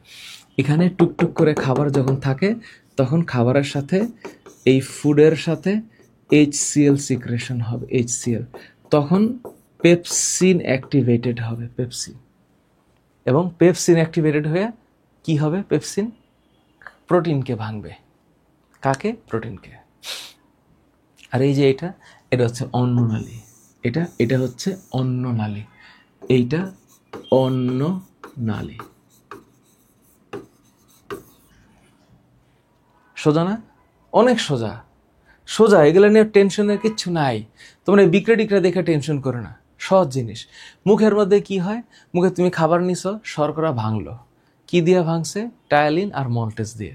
তো মুখের ভিতরে তো আর ওই ফ্যাট আর হচ্ছে গিয়ে লিপিড ভাঙার কোনো সুযোগ নেই। তো এখন তো স্টোমাকেই আসতে হবে। তো স্টোমাকে আসলে ও শর্করা পরিপাক করার কোনো সিস্টেম নেই, কারণ এখানে কোনো অ্যামাইলোনেটিক এনজাইম নাই। মানে স্টোমাকের মধ্যে অ্যামাইলোনেটিক এনজাইম নাই, নো অ্যামাইলোনেটিক এনজাইম। আছে কি দেখো, প্রথমে প্রোটিন আর্দ্র বিশ্লেষিত হবে। এই প্রোটিনের সাথে যখন পানি যুক্ত হয় তখন সেটা প্রোটিওজ আর পেপটন হচ্ছে। কিসের কারণে? পেপসিনের কারণে। তো পেপসিন কেমনে হচ্ছে? এই পেপসিন হচ্ছে ইনঅ্যাক্টিভ পেপসিনোজেন। ইনঅ্যাক্টিভ পেপসিনোজেন কিসে পরিণত হচ্ছে? ইনঅ্যাক্টিভ পেপসিনোজেন সক্রিয় পেপসিনে পরিণত হচ্ছে। সক্রিয় পেপসিনে পরিণত হচ্ছে, সক্রিয় পেপসিন। এবং এই পেপসিনই কাজটা করতেছে।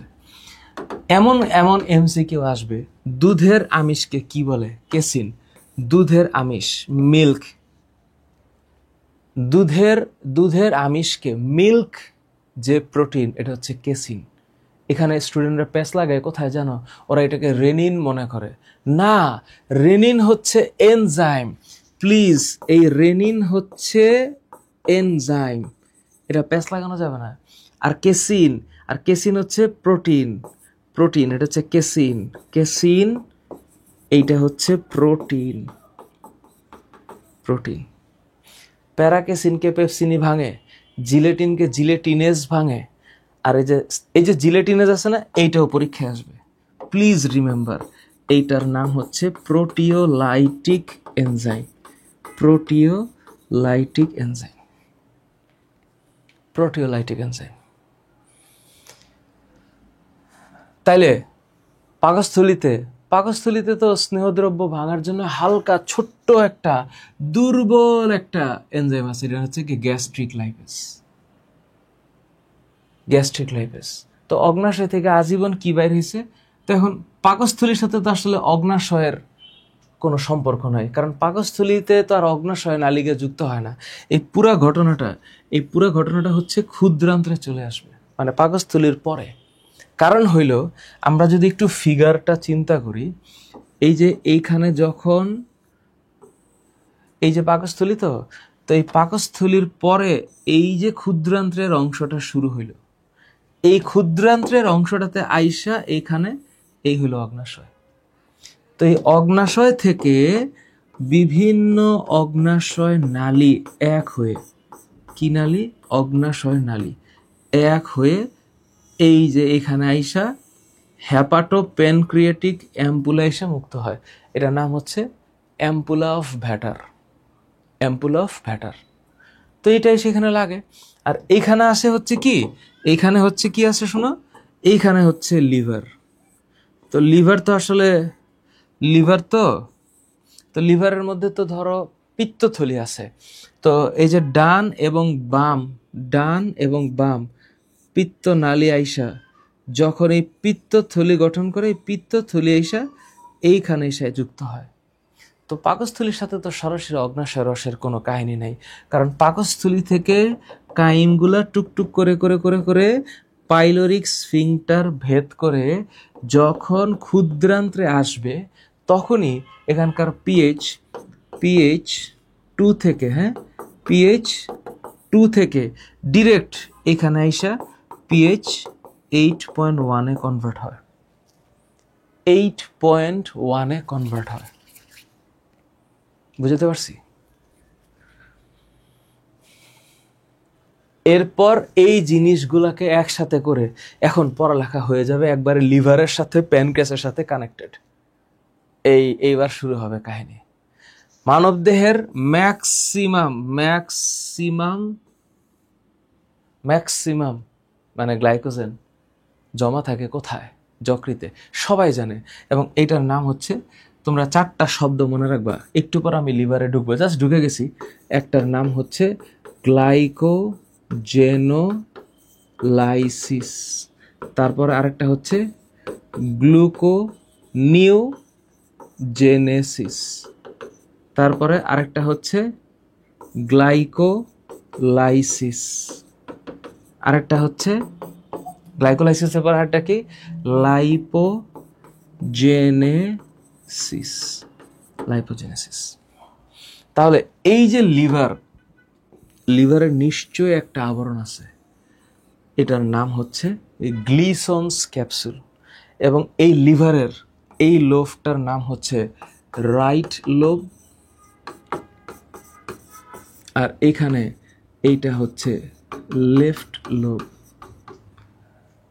লিভার শুরু করলে আজকে থামতে পারবো না, তো প্রয়োজন যতটুকু ততটুকু বলতেছি। এটা তাহলে কোথায় জমা হয়? কোথায় জমা হয়? এটা হচ্ছে যকৃতে। আরেক দিকে চলে গেছে, এখন এটা আবার লিপিডে চলে গেছে। জাহাঙ্গীরনগরের প্রশ্ন, কাইলোমাইক্রন। কাইলোমাইক্রন এটা পরে পড়াবো, হ্যাঁ, এটা মাথায় রাখো এখন আপাতত। এটা হচ্ছে এক্সোসাইটোসিস প্রক্রিয়ায় হবে এটা, মানে কোষের বাইরে। সাইটোসিস কোষের, যখন আমি এক্সো শব্দটা উল্লেখ করব তার মানে এই ঘটনাটা কোষের কোথায় হবে? বাইরে হবে। ইজি না? অবশ্যই ইজি। আলজিহ্বা অন্ননালীর উপরে কোন ধরনের বল প্রয়োগ করে? কোন ধরনের বল প্রয়োগ করে? চিবানো খাদ্যকে শ্বাসনালীতে, তো শ্বাসনালী তো নিচের দিকে, তো এটারে বাধা দিতে গেলে উপরে বাধা দিতে হবে, উপরে। তাহলে এটা ঊর্ধ্বমুখী বাধা প্রদান করবে বা ঊর্ধ্বগামী বাধা প্রদান করবে। জাহাঙ্গীরনগরের প্রশ্নটা কিন্তু খুবই ভালো প্রশ্ন। গ্যাস্ট্রিক গ্রন্থির কোন কোষ থেকে? এই যে গ্যাস্ট্রিক গ্রন্থির কোন কোষ থেকে? পেপসিনোজেন।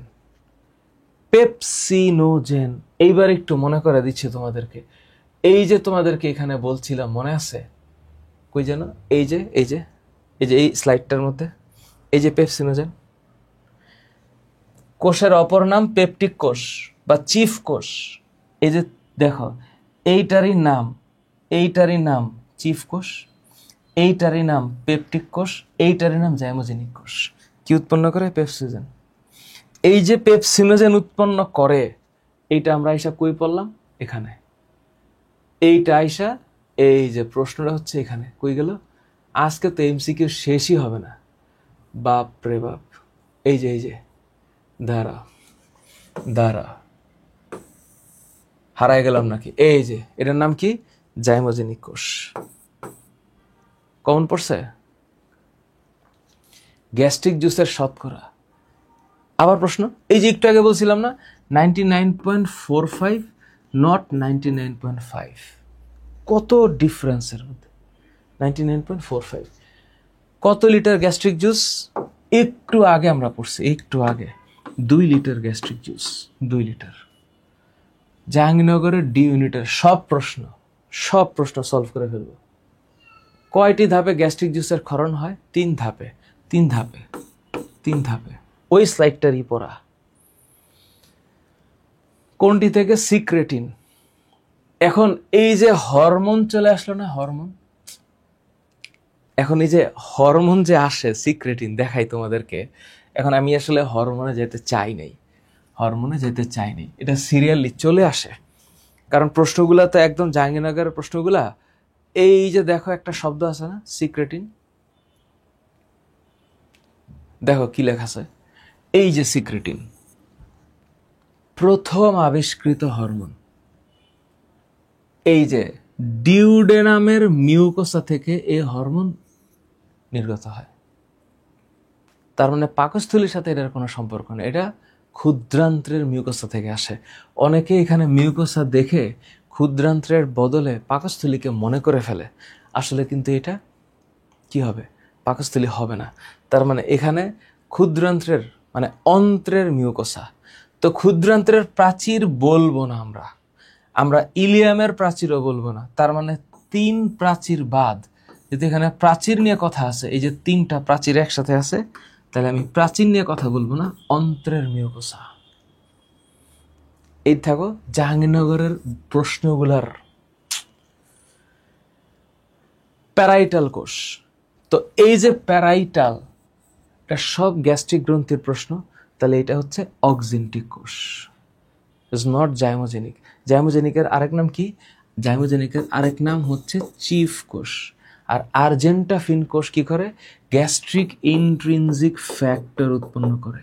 আর মিউকাস কোষ থেকে মিউকাস ক্ষরণ হয়। পেপসিনোজেন, এই যে দেখো পেপসিনোজেন, এটা জাহাঙ্গীরনগরের 22 দেশের প্রশ্ন। অপশন কিন্তু বাংলায় নাই, ইংলিশে। তার মানে টেনশন করা যাবে না। হয়েছে? হয় নাই। তাহলে রাইট অ্যান্সার এটা। ওকে, পাকস্থলীর কোন কোষতে? সেম, অক্সিনটিক দেখে কোনো শান্তি হবে না, শান্তি হবে কোনটা দেখা?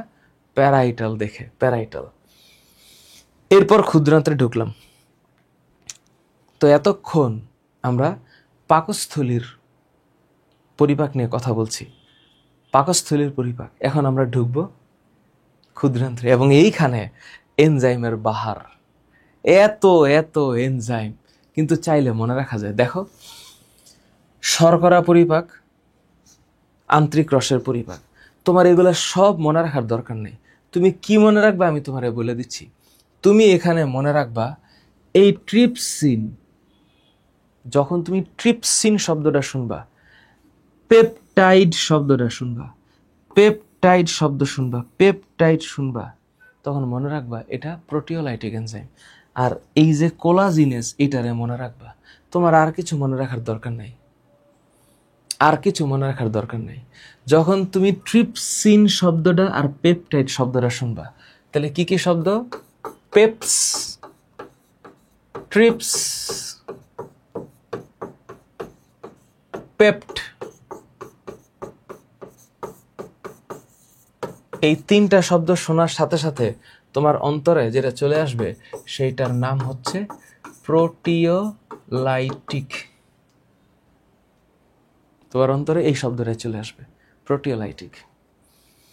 স্নেহ পরিপাকের ক্ষেত্রে যখন ফ্যাট মানে লাইপোলাইটিক এনজাইমের কথা আসতেছে, তুমি এইটাই মনে রাখবা।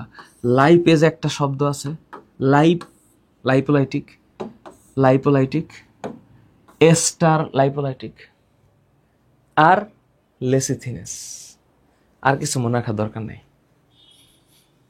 তোমার এটা দেখা অনেক টাফ লাগতে পারে, আসলে না। এখানে তোমার আর কিছু মনে রাখার কোনো দরকার নাই, কোনো দরকার নাই। সো এত কিছু টেনশন নিও না। ভার্সিটি অ্যাডমিশনের আগে তোমাদের একটু মাথায় রাখতে হবে কি কি বাদ দেওয়া দরকার।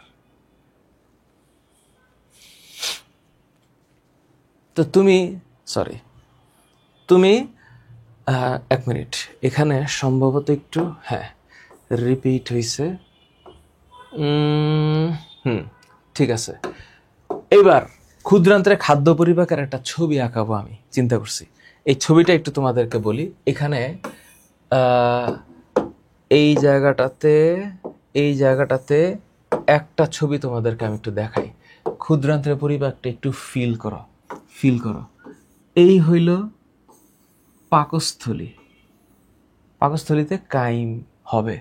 ঠিক এরপর যে ক্ষুদ্রান্তটা স্টার্ট হইল, তো ক্ষুদ্রান্তের প্রথম অংশের নাম ডিউডেনাম, এটা আমরা জানি। তো একটু মনে করার চেষ্টা করো, এই অগ্নাশয়টা কিন্তু এখানে কোলের মধ্যে আছে, আর ঠিক লিভারটা আছে হচ্ছে এইভাবে, লিভার। তো এখন লিভারের মধ্যে কি আছে? এই লিভারের মধ্যে আছে হইল এই যে ডান এবং বাম হেপাটিক, ডান এবং বাম হেপাটিক ডাক্ট এক হয়ে এখানে সিস্টিক ডাক্ট হয়। তারপর এইটা আইসা এইখানে এই যে এই জায়গায়, অর্থাৎ হেপাটোপ্যানক্রিয়াটিক যে অ্যাম্পুলা, এখানে এসে ঢোকে। হেপাটোপ্যানক্রিয়াটিক অ্যাম্পুলা এসে এই যে ঢুকলো। ওকে, এরপর এই যে অগ্নাশয় থেকে বিভিন্নভাবে অগ্নাশয় নালী যুক্ত হয়ে এইখানে এই যে অগ্নাশয় নালী, তখন এই অগ্নাশয় নালীগুলা একত্রিত হয়ে এই যে ডাক্ট অফ উইরসাং নালী গঠন করে এই হেপাটোপ্যানক্রিয়াটিক অ্যাম্পুলার ভেতরে ও অগ্নাশয়ের ক্ষরণগুলা দিবে। এই অগ্নাশয়ের ক্ষরণগুলো এখানে দিবে। এখন প্রশ্ন হচ্ছে এই যে এটা যে অগ্নাশয়, একটু পরে কাজে লাগবে এটা। এটাকে আমরা ইংলিশে প্যানক্রিয়াস বলছি, তাই বলছি না প্যানক্রিয়াস? এখন এই প্যানক্রিয়াসের যেই হরমোনাল অ্যাক্টিভিটি আছে, কি কি আছে? Alpha, beta, delta, gamma. Alpha, beta, delta, gamma. Alpha, beta, gamma বলবা না, আলফা, বিটা, ডেল্টা, গামা। আর তখন মনে রাখবা যে আলফা থেকে যেটা বের হয় এইটার নাম গ্লুকাগন, বিটা থেকে যেটা বের হচ্ছে এইটার নাম ইনসুলিন, গামা থেকে বা ডেল্টা থেকে যেটা বের হচ্ছে এটার নাম হচ্ছে সোম্যাটোস্ট্যাটিন। খেয়াল করো, সোম্যাটোস্ট্যাটিন। আর এটা থেকে যেটা বাইর হয় এটাকে বলা হয় প্যানক্রিয়াটিক পলিপেপটাইড। এই যে গ্লুকাগন রক্তে গ্লুকোজের মাত্রা বাড়ায়, ঠিক উল্টা কাজ করে ইনসুলিন গ্লুকোজের মাত্রাটা কমায়। আর সোমাটোস্ট্যাটিন এই বিটা এবং আলফার সিক্রেশনটাকে কন্ট্রোল করে।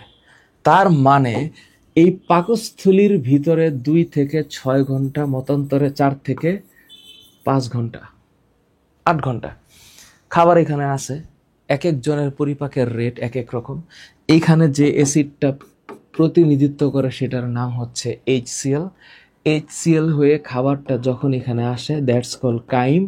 এখানে অতিক্রম করতে হবে একটা পাইলোরিক স্ফিংটার।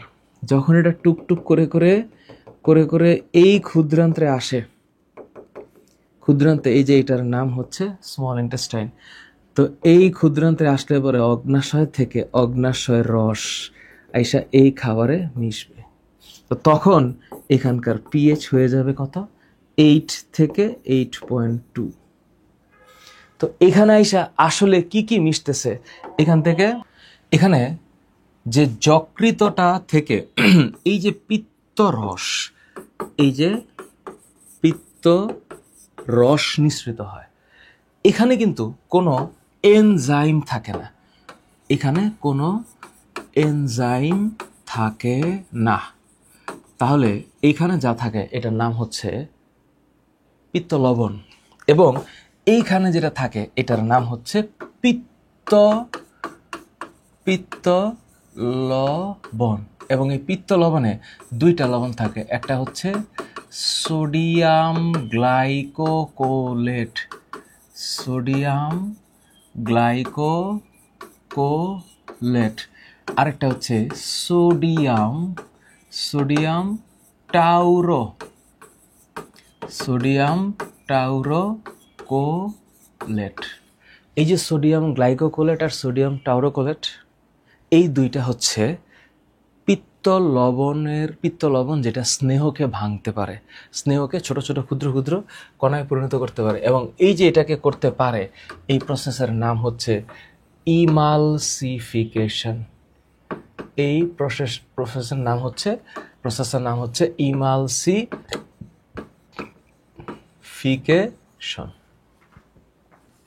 এই ছোট্ট জিনিসটাকে একটু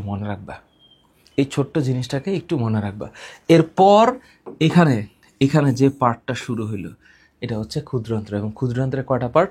ক্ষুদ্রান্ত্রের 3টা পার্ট, ডিউডেনাম, জেজুনাম, ইলিয়াম।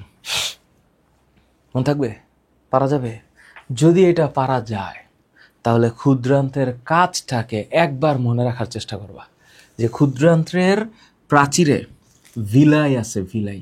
এই যে ভিলাই, এটাকে ইংলিশে বলা হয় ভিলাই, এক বচনে বলা হয় ভিলাস।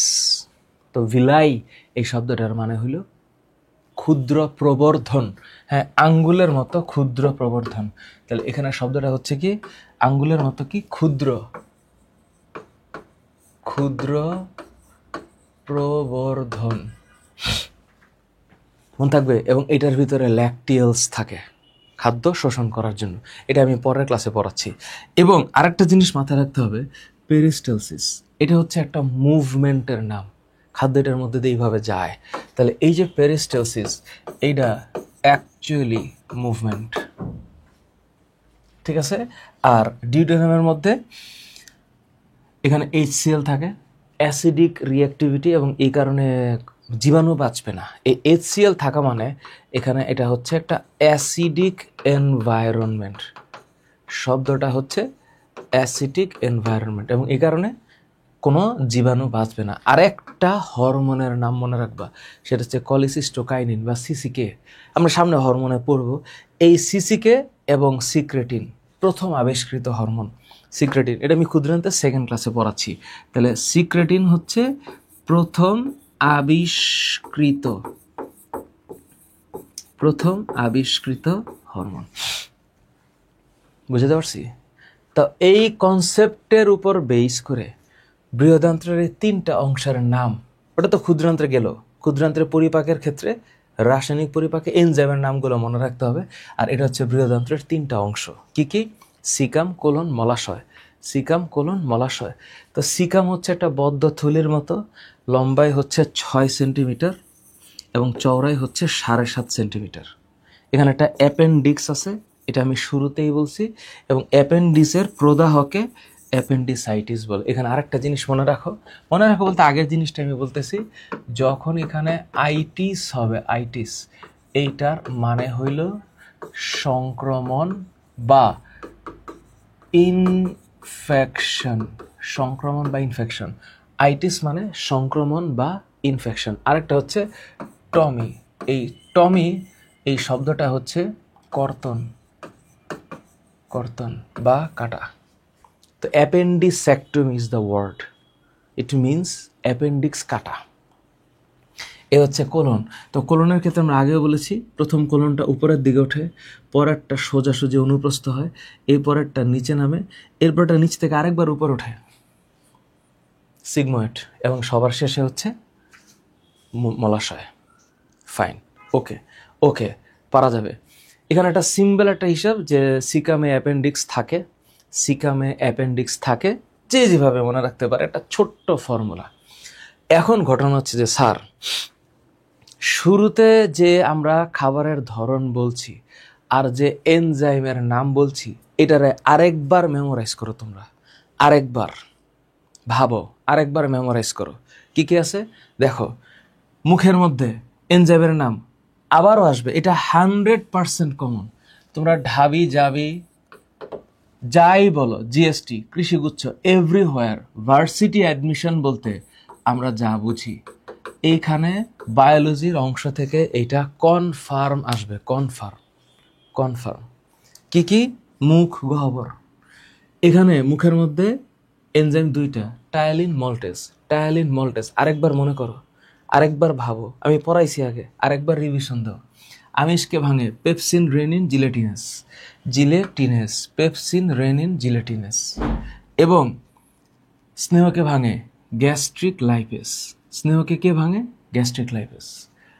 অগ্নাশয় রসে শর্করা বিশ্লেষী এনজাইম হচ্ছে অ্যামাইলেজ মল্টেস। এটা এখানে টায়ালিন ছিল, এখানে অ্যামাইলেজ আছে। অ্যামাইলেজ ইয়ের থেকে বাইর হবে, অগ্নাশয় থেকে বাইর হবে, মুখ থেকে না।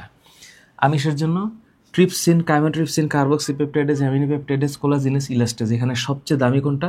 এখানে সবচেয়ে দামি হচ্ছে এই কোলাজিনেস এবং ইলাস্টেজ, সবচেয়ে দামি। স্নেহকে ভাঙে কি? Lipase, phosphorylase, cholesterol esterase. শর্করাকে ভাঙার জন্য আন্তরিক রসে কি কি আছে? Amylase, আইসোমল্টেস, maltase, সুক্রাজ, lactase. অ্যামিনোপেপটাইডেস, লাইপেজ, লিসিথিনেস, মনোগ্লিসারাইডেস, এগুলো স্নেহ। আর নিউক্লিক অ্যাসিডের জন্য নিউক্লিয়েডেস, নিউক্লিওটাইডেস, নিউক্লিওসাইজেস। এগুলো হচ্ছে সহজ জিনিস, এইটা মনে রাখা যাবে নাম থেকে। রিভিশন দেওয়া শেষ। এনজাইমের নাম রিভিশন দেওয়া শেষ। এই এনজাইমের নাম আসবে পরীক্ষায়। সো এবার আসি, ট্রিপসিন। এটা কিন্তু পেপসিন না, ডেন্টালের 24-25-এর প্রশ্ন। এখন আমি একটু ক্ষুদ্রান্ত্রে বৃহদান্ত্রে গেছি, তাহলে ওইখানে যাব। তাহলে এখানে অবশ্যই এই ট্রিপসিন এন্টেরোকাইনেস এনজাইমের উপস্থিতিতে সক্রিয় হয়। ট্রিপসিন এটা লিপিডের উপর কাজ করে না, HCl এর সাহায্যে সক্রিয় হয় না। HCl এর সাহায্যে সক্রিয় হয় হচ্ছে pepsin. So is not trypsin. পাকস্থলিতে নিঃসৃত হয় না, পাকস্থলী থেকে নিঃসৃত হয় পেপসিন। তাহলে এটা এন্টেরোকাইনেস। এন্টেরো এই শব্দটার মানে হইল অন্ত্র। কাইনেজ কাইনেজ, এটা হচ্ছে কাইনেসিস প্লাস এজ, এটা হচ্ছে কাইনেজ মানে ভাঙন, এজ মানে এনজাইম। সেকেন্ডারি অ্যাক্টিভ ট্রান্সপোর্টের মাধ্যমে কোনটি শোষিত হয়? সেকেন্ডারি অ্যাক্টিভ ট্রান্সপোর্টের মাধ্যমে এখানে শোষিত হয় হচ্ছে এটা ডাইপেপটাইড। গলাধকরণের পর পাকস্থলিতে, আবার একটু উপরের দিকে চলে গেলাম, পাকস্থলিতে অ্যারাউন্ড 2 থেকে 6 ঘন্টা রিভাইজ করো। খাদ্য গিলার পরে সক্রিয় পরিবহন পদ্ধতিতে শোষিত হয় না গ্লুকোজ, কারণ এটা হচ্ছে ডিরেক্টলি শোষিত হয়ে যায় সরাসরি, এটার জন্য কোনো অ্যাক্টিভ ট্রান্সপোর্ট লাগে না। কোন এনজাইম আমিষ পরিপাকে সাহায্য করে? আবার একটু এমবিবিএসে চলে গেলাম, মেডিকেলের প্রশ্ন। আমিষ পরিপাক, এটা হচ্ছে প্রোটিওলাইটিক এনজাইম, তাহলে প্রোটিওলাইটিক এনজাইম হচ্ছে ট্রিপসিন। এখানে ল্যাকটেজ, লাইপেজ, লাইগেজ এনজাইম হচ্ছে অন্য এনজাইম, লাইপেজ হচ্ছে লিপিডকে ভাঙার জন্য। ক্ষুদ্রান্তের কোন স্তরে, এটা এত বেশি ইম্পর্ট্যান্ট, কোন স্তরে গবলেট কোষ থাকে? অবশ্যই মিউকোসা। কোনটি এই সেম আমিষ পরিপাককারী এনজাইম ইংলিশে আসবে? হ্যাঁ, pepsin. Not lipase, not lactase, not আইসোমল্টেজ। সবচেয়ে বেশি খাদ্যসার শোষিত হয় কোথায়? অবশ্যই জেজুনামে, অবশ্যই। এটা বোর্ড কোয়েশ্চেনেও আসছে, এগুলো বোর্ড কোয়েশ্চেনেও হবে। প্রোটিন পরিপাককারী এনজাইম নয়, খুব খেয়াল করো, প্রোটিন পরিপাককারী এনজাইম নয়, তাহলে এখানে অবশ্যই অ্যামাইলেজ। কেন? কারণ এটা কার্বোহাইড্রেট বিশ্লেষী এনজাইম। রেনিন দুগ্ধ প্রোটিন কেসিনকে কিসে পরিণত করে? প্যারাকেসিন। তাহলে এখানে কেসিন, এইটা হচ্ছে দুধের প্রোটিন কেসিন, তাহলে এটাকে ভাঙতে পারে যে এনজাইম, এইটার নাম রেনিন, এবং এইটা প্যারাকেসিনে রূপান্তরিত হবে। অ্যাসিডিক পরিবেশে কাজ করে, যখনই অ্যাসিডিক বলবে তখন মনের মধ্যে চলে আসবে পাকস্থলী, এবং এখানে প্রচুর পরিমাণে সিক্রেশন হবে HCl, এবং HCl এর সিক্রেশনে সবচেয়ে বেশি কাজ করবে পেপসিন। মানবদেহের পৌষ্টিকতন্ত্রের ঠিক একই প্রশ্ন একটু আগে আমরা পড়ছি না? দীর্ঘতম অংশ কোনটা? এখানে দীর্ঘতম অংশ ক্ষুদ্রান্ত্র, তাহলে এইটা হচ্ছে 6 to 7 মিটার। রিভিশন হচ্ছে ক্ষুদ্রান্তের অংশ 9 কোনটা? এটা ডি ইউনিটের প্রশ্ন। আগের প্রশ্ন একটু সহজ ছিল, ডিউডেনাম, জেজুনাম, ইলিয়াম বাদে, তাহলে এটা সিকাম। পারা যাবে, এসব প্রশ্ন পরীক্ষা আসলে তোমরা পারবা। গুচ্ছে সাধারণত একটু সহজ প্রশ্ন আসে, কৃষি গুচ্ছের সহজ প্রশ্ন আসে, তোমরা পারবা এগুলা। শর্করা পরিপাককারী এনজাইম, এটা টায়ালিন। কেন? এটা কই থাকে? মুখে থাকে। রিভিশন হচ্ছে রেনিন এনজাইম, এটা কোথায় থাকবে? স্টোমাকে। এটা কাকে? এটা মিল্ককে ভাঙবে। পেপসিন, এটা স্টোমাকে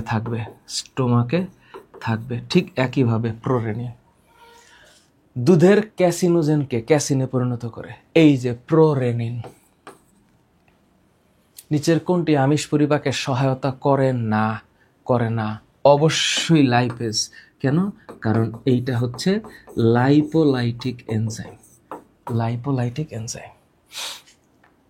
পরিপাকতন্ত্রের কোন অংশ অম্লীয়? পরিপাকতন্ত্রের কোন অংশ অম্লীয়? অবশ্যই পাকস্থলী অম্লীয়। স্নেহ জাতীয় খাদ্য পরিপাক করে একটু আগে, হ্যাঁ, ডি ইউনিট 22-23 দেখো, প্রশ্ন দেখো, এবং আমার সাথে সাথে একটু রিভাইজ করো, আজকে অনেক MCQ। লাইপেজ। আমিষ পরিপাককারী এনজাইম কোনটা? ঠিক একইভাবে পেপসিন। দেখো, এটা ডি ইউনিট 21-22। সিমিলার একই রকম প্রশ্ন। কোন কোষ HCl ক্ষরণ করে? HCl, হাইড্রোক্লোরিক অ্যাসিড, অক্সিনটিক, এটার আরেক নাম কি? Parietal sell. পেপসিনের ক্ষেত্রে কোনটা সত্য নয়? সত্য নয়। পেপসিন এটা পাকস্থলী থেকে নিঃসৃত হয়, এটা মোটেও অগ্নাশয় থেকে নিঃসৃত হয় না। তাহলে এই যে অগ্নাশয় থেকে নিঃসৃত হয়, এটা রং কনসেপ্ট, এটাই right according to the question. পিত্তলবণ নিচের কোন ভিটামিনের ক্ষুদ্রান্তের শোষণ প্রক্রিয়া ভূমিকা পালন করে? Vitamin B12। নিম্নত কোন পাচক রসে এনজাইম থাকে না? এনজাইম নাই আজীবন পিত্তরসে। পিত্তরস, এটাকে ইংলিশে আমরা বাইল জানি, কারণ বাইলের মধ্যে সবচেয়ে বেশি পরিমাণে যেটা আছে সেটা হচ্ছে বাইল সল্ট। কাইলোমাইক্রন কোন প্রক্রিয়া কোষ থেকে ল্যাকটিয়ালে প্রবেশ করে? একটু আগে বলছি তাই না, এক্সোসাইটোসিস, কিন্তু এটা আমি পরের ক্লাসে পড়াবো। খাদ্যনালীর কোন অংশের কোষ দ্বারা গ্লুকোজ শোষিত হয়? খাদ্যনালীর কোন অংশের কোষ দ্বারা? এটা অবশ্যই আমরা জানি যে খাদ্যের শোষণ এটা ভিলাই দিয়ে হবে, তো ভিলাই তো জেজুনামে সবচেয়ে বেশি থাকে। মানবদেহের খনিজ লবণের কাজ কি? পুষ্টি এবং বৃদ্ধিতে সহায়তা করা। রোগ প্রতিরোধ, এটা ভিটামিনের কাজ। তাপ শক্তি উৎপাদন, ফ্যাট তাপ নিয়ন্ত্রণ, এক্স্যাক্টলি। কিন্তু খনিজ লবণের কাজ পুষ্টি এবং বৃদ্ধি। অতিরিক্ত শর্করা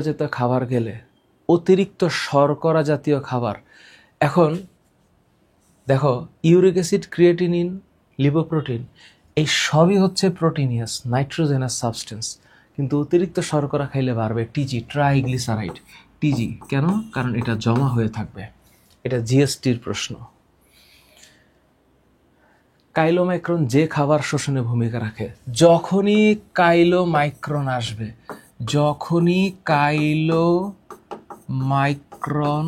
আসবে, এখানে রাইট অ্যান্সার হচ্ছে চর্বি। দেখো এই একটা প্রশ্ন 3বার সলভ করলাম, 3বার। চাইলে সবগুলোর আমি একসাথে নিতে পারতাম, আরেকবার রিভিশন হয়ে যাক। পাকস্থলীর কোন কোষ থেকে হাইড্রোক্লোরিক অ্যাসিড? এটা প্যারাইটাল কোষ। এখন এটার ধরো এই যে প্রশ্ন, এই প্রশ্নের অপশন প্যারাইটাল ছিল, আরেক জায়গায় ইংলিশে লেখা, আরেক জায়গায় অক্সিনটিক সেলে লেখা। মসৃণ পেশির কয়টা স্তর? একদম স্ট্রেট মুখস্থ, মসৃণ পেশির 3টা স্তর, 3টা। ভিটামিন সি ক্ষুদ্রান্ত্রের কোন অংশে? ইলিয়াম। এবার আমরা পরিপাক গ্রন্থি নিয়ে পড়ালেখা স্টার্ট করব। এখন পর্যন্ত যতটুকু আমি আসছি এটা হচ্ছে পরিপাকের একটা স্বাভাবিক পর্যায় পর্যন্ত আসা। এখনও অনেক কনসেপ্ট বাকি আছে, কিন্তু আমরা এখন পরিপাক গ্রন্থিতে যাওয়ার চেষ্টা করব। তো পরিপাক গ্রন্থিতে আমি একদম শুরুতে কি বলছিলাম? লালা, যকৃত, অগ্নাশয়, গ্যাস্ট্রিক, আন্ত্রিক। লালা, যকৃত, অগ্নাশয়, গ্যাস্ট্রিক, আন্ত্রিক। লালা নিয়ে একটু পড়ে নেই। তো পরিপাক গ্রন্থির 5টা নাম আমরা বলেছি, কি কি? লালা, যকৃত, অগ্নাশয়, গ্যাস্ট্রিক, আন্ত্রিক। তো এই জিনিসটা তোমাদের মনে থাকার কথা, ঠিক আছে? ওকে, ফাইন। তো পরিপাক গ্রন্থির কি কাজ আমরা আন্দাজ করতে পারতেছি। লালা গ্রন্থি থেকে কি নিঃসৃত হবে লালা, সেটাও আন্দাজ করতে পারতেছি। প্রশ্নটা হচ্ছে লালার কি কি মনে রাখা লাগবে? এটা অবশ্যই কিছুটা অম্লীয়। আচ্ছা, অধিকাংশই পানি। কত পার্সেন্ট? 95.5% পানি মনে রাখতে হবে। একটা মানুষ প্রতিদিন 1200 থেকে 1500 ml লালা ক্ষরণ করে। যে জায়গাটুকু বক্স করে দিচ্ছি সেই জায়গাটুকু ইম্পর্টেন্ট। কোত্থেকে? সেরাস এবং মিউকাস কোষ থেকে ক্ষরণ হয়, এবং অল্প পরিমাণে টায়ালিন মল্টেজ এনজাইম থাকে। এই যে টায়ালিন, এটার আরেক নাম হচ্ছে স্যালাইভারি, এইটার আরেক নাম হচ্ছে স্যালাইভারি অ্যামাইলেস। এখানে লালার কাজ নিয়ে যা বলা আছে তা আমি আগেও একটু বলছিলাম, যে লাইসোজাইম এনজাইমের কথা। কার্বোহাইড্রেট পরিপাককারী কয়টা এনজাইম আছে? 2টা, টায়ালিন আর মল্টেজ। আমরা স্বাদ গ্রহণ করি স্বাদ কুড়ি দিয়ে, টেস্ট বার্ড দিয়ে। এখন যখন এখানে একটা মজার জিনিস আছে, যে জিহ্বার মাধ্যমে স্বাদ গ্রহণে সহায়তা করে, কম লালা নিঃসারী অবস্থাকে ডিসজিউসিয়া বলা হয়। ডিসজিউসিয়া কি? যদি লালা ক্ষরণ কম হয়। এখানে কিছু কথা আছে এবং একটা মজার ব্যাপার আছে যেটা তোমাদের মনে রাখতে হবে, সেটা হচ্ছে ইমিউনোগ্লোবিউলিন এ এবং লাইসোজাইম থাকার কারণে এটি খাদ্যের সাথে আগত ব্যাকটেরিয়াকে ধ্বংস করে। এবং লালারসে বাফার ক্রিয়া মুখ গহ্বরের পিএইচ কত রাখতে? তো এটা 6.2 মানে হচ্ছে স্লাইটলি অ্যাসিডিক, 7-এর একটু কম আর একটু বেশি। এই হলো লালার কিছু কথা। এখন দেখো প্রশ্নে কি আসছে, জিএসটির প্রশ্ন 22-23। মানবদেহে টায়ালিন খরিত হয় কোত্থেকে? টায়ালিন সক্রিয় হয় কোনটির প্রভাবে? টায়ালিন। তো এখন টায়ালিন সক্রিয়, এখন এই যে ক্লোরাইড আয়ন, এখন এই যে ঠিক এই একটা জিনিস তোমাদের বইয়ের মধ্যে তোমাদের একটু লালার কাজটা দেখাই, তাহলে তোমাদের কাছে একটু ইজি হবে। যখন আমরা লালার কথা পড়ি, লালার কথা বলি, এইখানে একটা মজার জিনিস আছে, সেটা হচ্ছে লালার কাজ। এইখানে দেখো, এই যে ক্লোরাইড স্যালাইভারি অ্যামাইলেসকে সক্রিয় করে। তুমি তো বইয়ের মধ্যে স্যালাইভারি অ্যামাইলেস পড়ে আসছো, কিন্তু আসলে এইখানে যে ঘটনাটা ঘটবে তার নাম হচ্ছে টায়ালিন। এবং এই যে লালা নিঃসরণ যদি কমে যায়, তাহলে এটাকে ডিসজিউসিয়া বলে। Dysgeusia, ptyalin. তাহলে এই যে টায়ালিন সক্রিয় হয়, এটা কি ক্লোরাইড এনজাইমের বা ক্লোরাইড আয়নের কারণে। তো লেখাপড়াটা এইভাবে আমাদের কানেক্ট করতে হবে। কোন লালা গ্রন্থির ভাইরাসজনিত সংক্রমণকে মামস বলে? অবশ্যই এটা হচ্ছে প্যারোটিড। কেন? কানের নিচে। বইয়ের মধ্যে যে প্যারোটিড গ্রন্থিটা আছে, এই যে প্যারোটিড, সবচেয়ে বড় লালা গ্রন্থি। এই যে সবচেয়ে বড় লালা গ্রন্থি। যদি এখানে কিন্তু মামসের কথা লেখা নাই, but this one, if it is getting infected, then the condition is called mumps. তাহলে এটা কি হবে? প্যারোটিড হবে। পরেরটা দেখো, সুস্থ মানুষ প্রতিদিন, একটু আগে আমরা বললাম 1200 থেকে 1500, এটা রাজশাহী ইউনিভার্সিটির প্রশ্ন। টায়ালিন কোন খাদ্য পরিপাকে সাহায্য করে? অবশ্যই শর্করা। এখানে শর্করার কি আছে? স্টার্চ। তুমি শর্করা পড়ছো, কিন্তু পরীক্ষার হলে কিন্তু স্টার্চ আসবে। মানুষের মুখ গহ্বরের দুই পাশে কয় জোড়া লালা গ্রন্থি? 3 জোড়া। লালা গ্রন্থি থেকে নিঃসৃত লালারসের ক্ষেত্রে কোনটা সঠিক? এটা বেশি অম্লীয়, বেশি ক্ষারীয়? না, কিছুটা অম্লীয়। কেন? পিএইচ হচ্ছে 6.2 থেকে 7.4, এটাই আসবে। মানবদের লালা গ্রন্থি 9 কোনটা? প্যারোটিড, সাবলিঙ্গুয়াল, সাবম্যান্ডিবুলার বাদে। তাহলে এখানে কি আছে? থাইরয়েড ইজ নট লালা গ্রন্থি, এটা অন্তঃক্ষরা গ্রন্থি। কোনটা সঠিক? ও আচ্ছা, একটু আগে আমরা পড়ছি সেম জিনিস, কিছুটা অম্লীয়। এটা আবার জাহাঙ্গীরনগরের 23-24 আসছে। লালা গ্রন্থি নিঃসৃত পরিপাক রসের নাম দেখো, RU, এগ্রি, KU, 17-18, 22-23, 21-22, একই প্রশ্ন। লালা গ্রন্থি নিঃসৃত, এটা অবশ্যই টায়ালিন। কি নাম? Ptyalin, not amylase, salivary amylase. এ কারণে অ্যামাইলেজ হবে না, পেপসিন হবে না, রেনিন হবে না। এবার আসি যকৃত। তার মানে এই এতটুকু প্রশ্নের মধ্যে লালারস থেকে যে প্রশ্নগুলো আসছে, লালাক্ষরণ, টায়ালিন আর মল্টেজের কাজ, কিছুটা অম্লীয়, পিএইচ কত, আর স্যালাইভারি অ্যামাইলেজকে অ্যাক্টিভেট করে ক্লোরাইড। তাহলে এই এতটুকু অংশ হচ্ছে লালা। তোমরা যদি শুধু আমার কথা শোনো, তাইলেও তোমাদের পড়া হয়ে যাওয়ার কথা, তাই না? পড়া হয়ে যাওয়ার কথা। যকৃত একটা বিশাল বড় জিনিস, বিশাল বড়। আমি এটাকে কনসাইজ করতে পারবো না, তারপরও চেষ্টা করতেছি। সবচেয়ে বড় গ্রন্থি, 3 থেকে 5% হলো ওজনের, দেহের ওজনে 3 থেকে 5%, 1.5 থেকে 2 কেজি। স্ত্রী দেহে একটু কম, সমস্যা নেই, আল্লাহ যেভাবে নির্ধারণ করছে। তাহলে কোথায় কি ইম্পর্টেন্ট? যতটা বক্স করছি সবগুলো ইম্পর্টেন্ট। যকৃত কি কালার? লালচে বাদামি বর্ণের। আমি যেই জায়গাগুলো বক্স করব সেগুলো ইম্পর্টেন্ট। কনসেপশন একটু আমার সাথে শুনে মনে রাখবা বায়োলজির জন্য। কি দ্বারা আবৃত? Glisson's capsule. একটু আগে আমি বলছি ভাগ হয়েছে ফ্যালসিফর্ম লিগামেন্ট দ্বারা। কিরকম? এই হচ্ছে লিভার, আর এই হচ্ছে right and left lobe, and this called falciform ligament. তাহলে ডান খণ্ড আর বাম খণ্ডের যে ক্ষুদ্রাংশ, তার নাম হচ্ছে লোবিউল। লোবের ক্ষুদ্রাংশ হচ্ছে লোবিউল। কি করে কি করে কি করে মনে রাখো, যকৃতের শর্করা বিপাক ফ্রুক্টোজ এবং গ্যালাক্টোজকে কিসে পরিণত করতেছে? গ্লুকোজে। আমরা জানি গ্লুকোনিওজেনেসিস, গ্লাইকোজেনেসিস, গ্লাইকোজেনোলাইসিস, লাইপোজেনেসিস। কোন প্রক্রিয়ায়? গ্লাইকোজেনেসিস প্রক্রিয়ায়। গ্লাইকোজেনে পরিণত করে কাকে? গ্লুকোজকে। তাহলে গ্লুকোজ হচ্ছে মনোমার, গ্লাইকোজেন হচ্ছে পলিমার। যকৃত রক্তে গ্লুকোজের ভারসাম্য রক্ষা করে এবং ক্রেবস চক্রের মাধ্যমে শর্করা বিপাক ঘটিয়ে কার্বন ডাইঅক্সাইড প্রাণী এবং প্রচুর শক্তি উৎপন্ন করে। এই যে কার্বন ডাইঅক্সাইড বানায় না, এইটা দিয়া অর্নিথিন চক্রের মাধ্যমে এখানে ইউরিয়া উৎপন্ন হবে। অর্নিথিন চক্রের মাধ্যমে যে কার্বন ডাইঅক্সাইড হয়, সেই কার্বন ডাইঅক্সাইড দিয়ে ইউরিয়া উৎপন্ন হবে। এটা একটা দামি প্রশ্ন যে যকৃতের কোথায়, মানে ইউরিয়া উৎপন্ন হয় কোথায়? অ্যান্সার যকৃতে। ইউরিয়া কিন্তু কিডনিতে উৎপন্ন হয় না, যকৃতে হয়। তাইলে এটা পারবো, এটা নিয়ে কোনো সমস্যা নেই? সমস্যা নেই। অনেক কথা, একদম বইয়ের কথা, দরকার নাই। খালি মনে রাখতে হবে যকৃতে কত গ্রাম গ্লাইকোজেন জমা থাকে? 100 গ্রাম। শুধু এইটা আসবে। কত গ্রাম? 100 গ্রাম। আরেকটা জিনিস, ইনসুলিনের সহায়তায় অতিরিক্ত গ্লুকোজকে ও গ্লাইকোজেন বানায়, এটা আসবে। আমি বলে দিচ্ছি কি কি আসবে।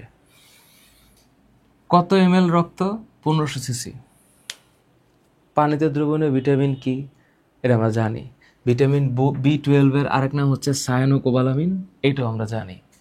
আরেকটা জিনিস হচ্ছে দৈনিক 400 থেকে 800 ml পিত্ত উৎপন্ন করে।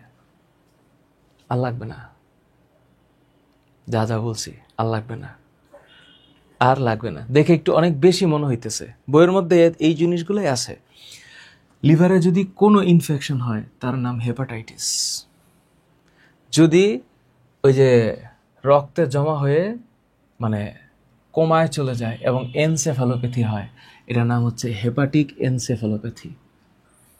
বার্টকায়ারি সিনড্রোম দরকার নাই, আমি দিয়ে রাখলাম যদি কোনো কারণে এক্সটেন্সিভ কোনো কঠিন কিছু আছে। আরেকটা হচ্ছে যকৃত যদি বড় হয়ে যায়, তাহলে যকৃত এটা হচ্ছে হেপাট, যদি বড় হয় তাহলে এইটার নাম হচ্ছে megaly. This is called hepatomegaly.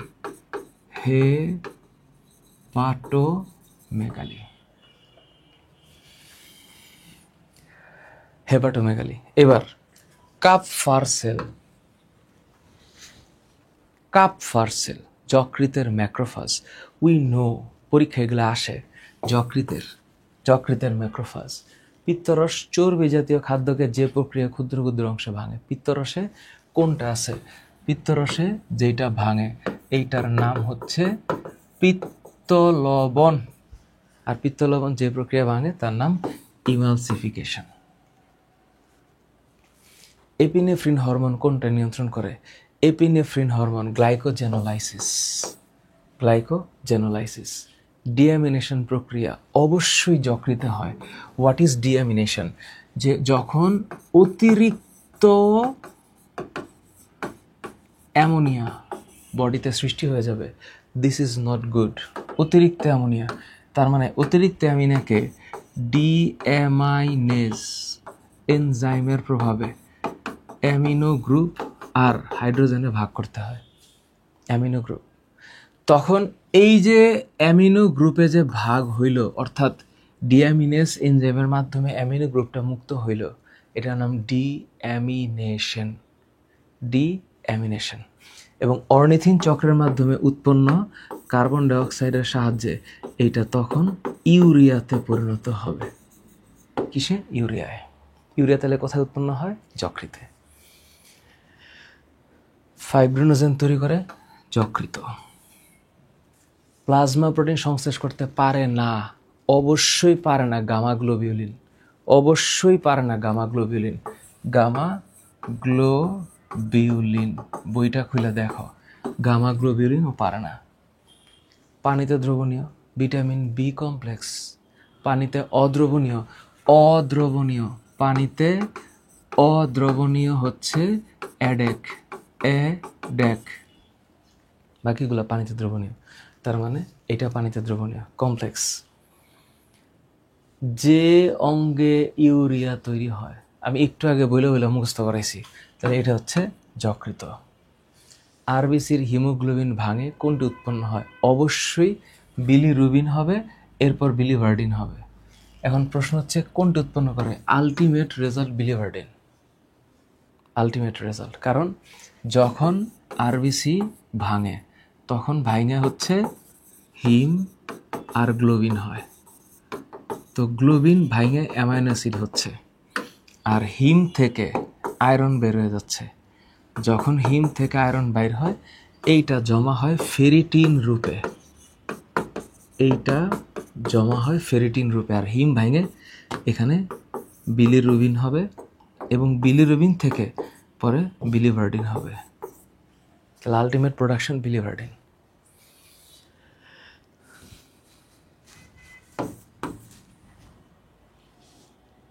Glycogenesis, একটু আগে আমরা বললাম না গ্লাইকোজেনেসিস, গ্লাইকো তার মানে গ্লুকোজ থেকে, গ্লুকোজ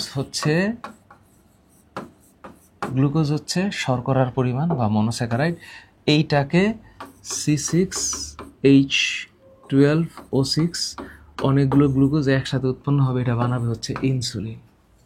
কে? ইনসুলিন। এটা ইনসুলিন করবে। কিটোসিস রোগের কারণ লিপিড বিপাক, লিপিড। কিটোসিস, গ্লুকোজ থেকে গ্লাইকোজেন, সাস্টের প্রশ্ন, গ্লুকোজ থেকে গ্লাইকোজেন, লাইসিস তো অবশ্যই না, অবশ্যই গ্লুকোনিওজেনেসিস, এটা হচ্ছে গ্লাইকোজেনেসিস। কেন?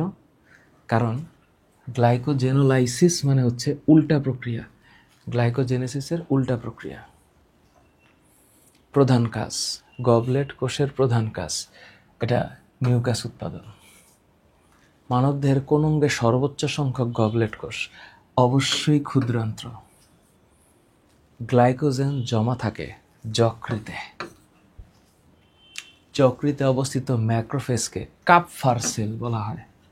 অস্টিওসাইট হচ্ছে হাড্ডির কোষ, মেগাক্যারোসাইট হচ্ছে অনুচক্রিকার আগের কোষ, স্টেম সেল থেকে আসে, আর গবলেট কোষ তো ক্ষুদ্রান্তেই থাকে। পিত্তরসের উপাদান 9, glucose, glucose 9 glucose. Pyruvic acid থেকে গ্লুকোজ, তাইলে নন কার্বোহাইড্রেট থেকে, কার্বোহাইড্রেটের নাম হচ্ছে গ্লুকোনিওজেনেসিস। হিমোগ্লোবিন ভেঙে এখানে উৎপন্ন হয় হিম আর গ্লোবিন, কোন ম্যাক্রোফেজের অভ্যন্তরে? অবশ্যই কাপফার সেল, যকৃতে। পিত্তের পিএইচ অবশ্যই 8-এর বেশি, অবশ্যই পিত্তের পিএইচ, রক্তের পিএইচ 7.42। ইউরিয়া যকৃত, এগ্রির প্রশ্ন, যকৃত। গ্যাস্ট্রিক গ্রন্থি 4 ধরনের কোষ, তাই না? জাইমোজেনিক, অক্সিন্টিক, 4 ধরন, 4 ধরনের নলাকার কোষ। কোন অঙ্গে সবচেয়ে বেশি রক্ত সংবাহিত হয়? কোন অঙ্গে? অবশ্যই যকৃত, নট ব্রেইন। যকৃত কোষে আয়রন, একটু আগে আমি লিখছি, ফেরিটিন হিসাবে সঞ্চিত থাকে। যকৃতে স্বল্প মাত্রায় থাকে জিঙ্ক আর কোবাল্ট, স্বল্প মাত্রা। সবচেয়ে বেশি থাকে হচ্ছে আয়রন, পটাশিয়াম। তো এই দুইটা যেখানে থাকবে সেখানে হবে না। দ্রুত ধ্বংসপ্রাপ্ত হয় টেস্টোস্টেরন, সেক্স হরমোন। পিত্তরস যকৃত থেকে নিঃসৃত হয়ে কোন নালীর মাধ্যমে? তাইলে কাহিনীটা হইল তাইলে ডান এবং বাম থেকে আইসা এই যে এখানে হয়, এটার নাম হইল সিস্টিক নালী, সিস্টিক। শতকরা কত ভাগ পানি? শতকরা 95 ভাগ না? 95 ভাগ। ওকে। পিত্তথলি থেকে পিত্তরস পুষ্টিতন্ত্রের কোন অংশে? পিত্তথলি থেকে পিত্তরস ক্ষুদ্রান্ত্রের ডিউডেনামে। সোজা না? আরে সোজা। নিচের কোনটি পিত্তরস উপাদান 9? Hydrochloric acid. হাইড্রোক্লোরিক অ্যাসিড হচ্ছে হাইড্রোক্লোরিক অ্যাসিড। পিত্তলবণ কোন ভিটামিনের ক্ষুদ্রান্তের শোষণ প্রক্রিয়া ভূমিকা পালন করে? অবশ্যই ক্ষুদ্রান্ত্রের শ্বসন প্রক্রিয়া ভূমিকা পালন করে। B12। নিম্নলিখিত কোন পাচক রসে এনজাইম নাই? পিত্তরসে এনজাইম নাই। পিত্তরসে এনজাইম নাই। সবচেয়ে বড় লালা গ্রন্থি প্যারোটিড। আহা, এটা আমরা জানি, প্যারোটিড। ভিটামিন B12 সম্পর্কে কোনটা সত্য? B12 প্রাণীতে থাকে, প্রাণীতে কোবালামিন না, সায়ানোকোবালামিন। পিত্তরস চর্বি জাতীয় খাদ্যকে যে প্রক্রিয়া ক্ষুদ্র চর্বি জাতীয় ইমালসিফিকেশন, এটা একটু আগে করলাম, রাজশাহী ইউনিভার্সিটিতে আসছে। শেষ। Wow, the longest class. আমি চেষ্টা করছিলাম ক্লাসগুলোকে একটু ছোটো ছোটো করার, কিন্তু এখানে স্লাইড হয়ে গেছে 133টা। 133টা স্লাইডের উপর দিয়ে গেছি আমি। Thank you so very much for your patience view. ভালো করতে গেলে কষ্ট করতে হবে, টিচারকেও কষ্ট করতে হবে, স্টুডেন্টকেও কষ্ট করতে হবে। দেখি আমাদের কষ্টের ফল কোথায় গিয়ে ঠেকে। তোমরা যখন চান্স পাবা তখন যে আনন্দটা হবে, সেই আনন্দটা এই কষ্টের কাছে কিছুই না। Thank you so very much. আল্লাহ হাফেজ।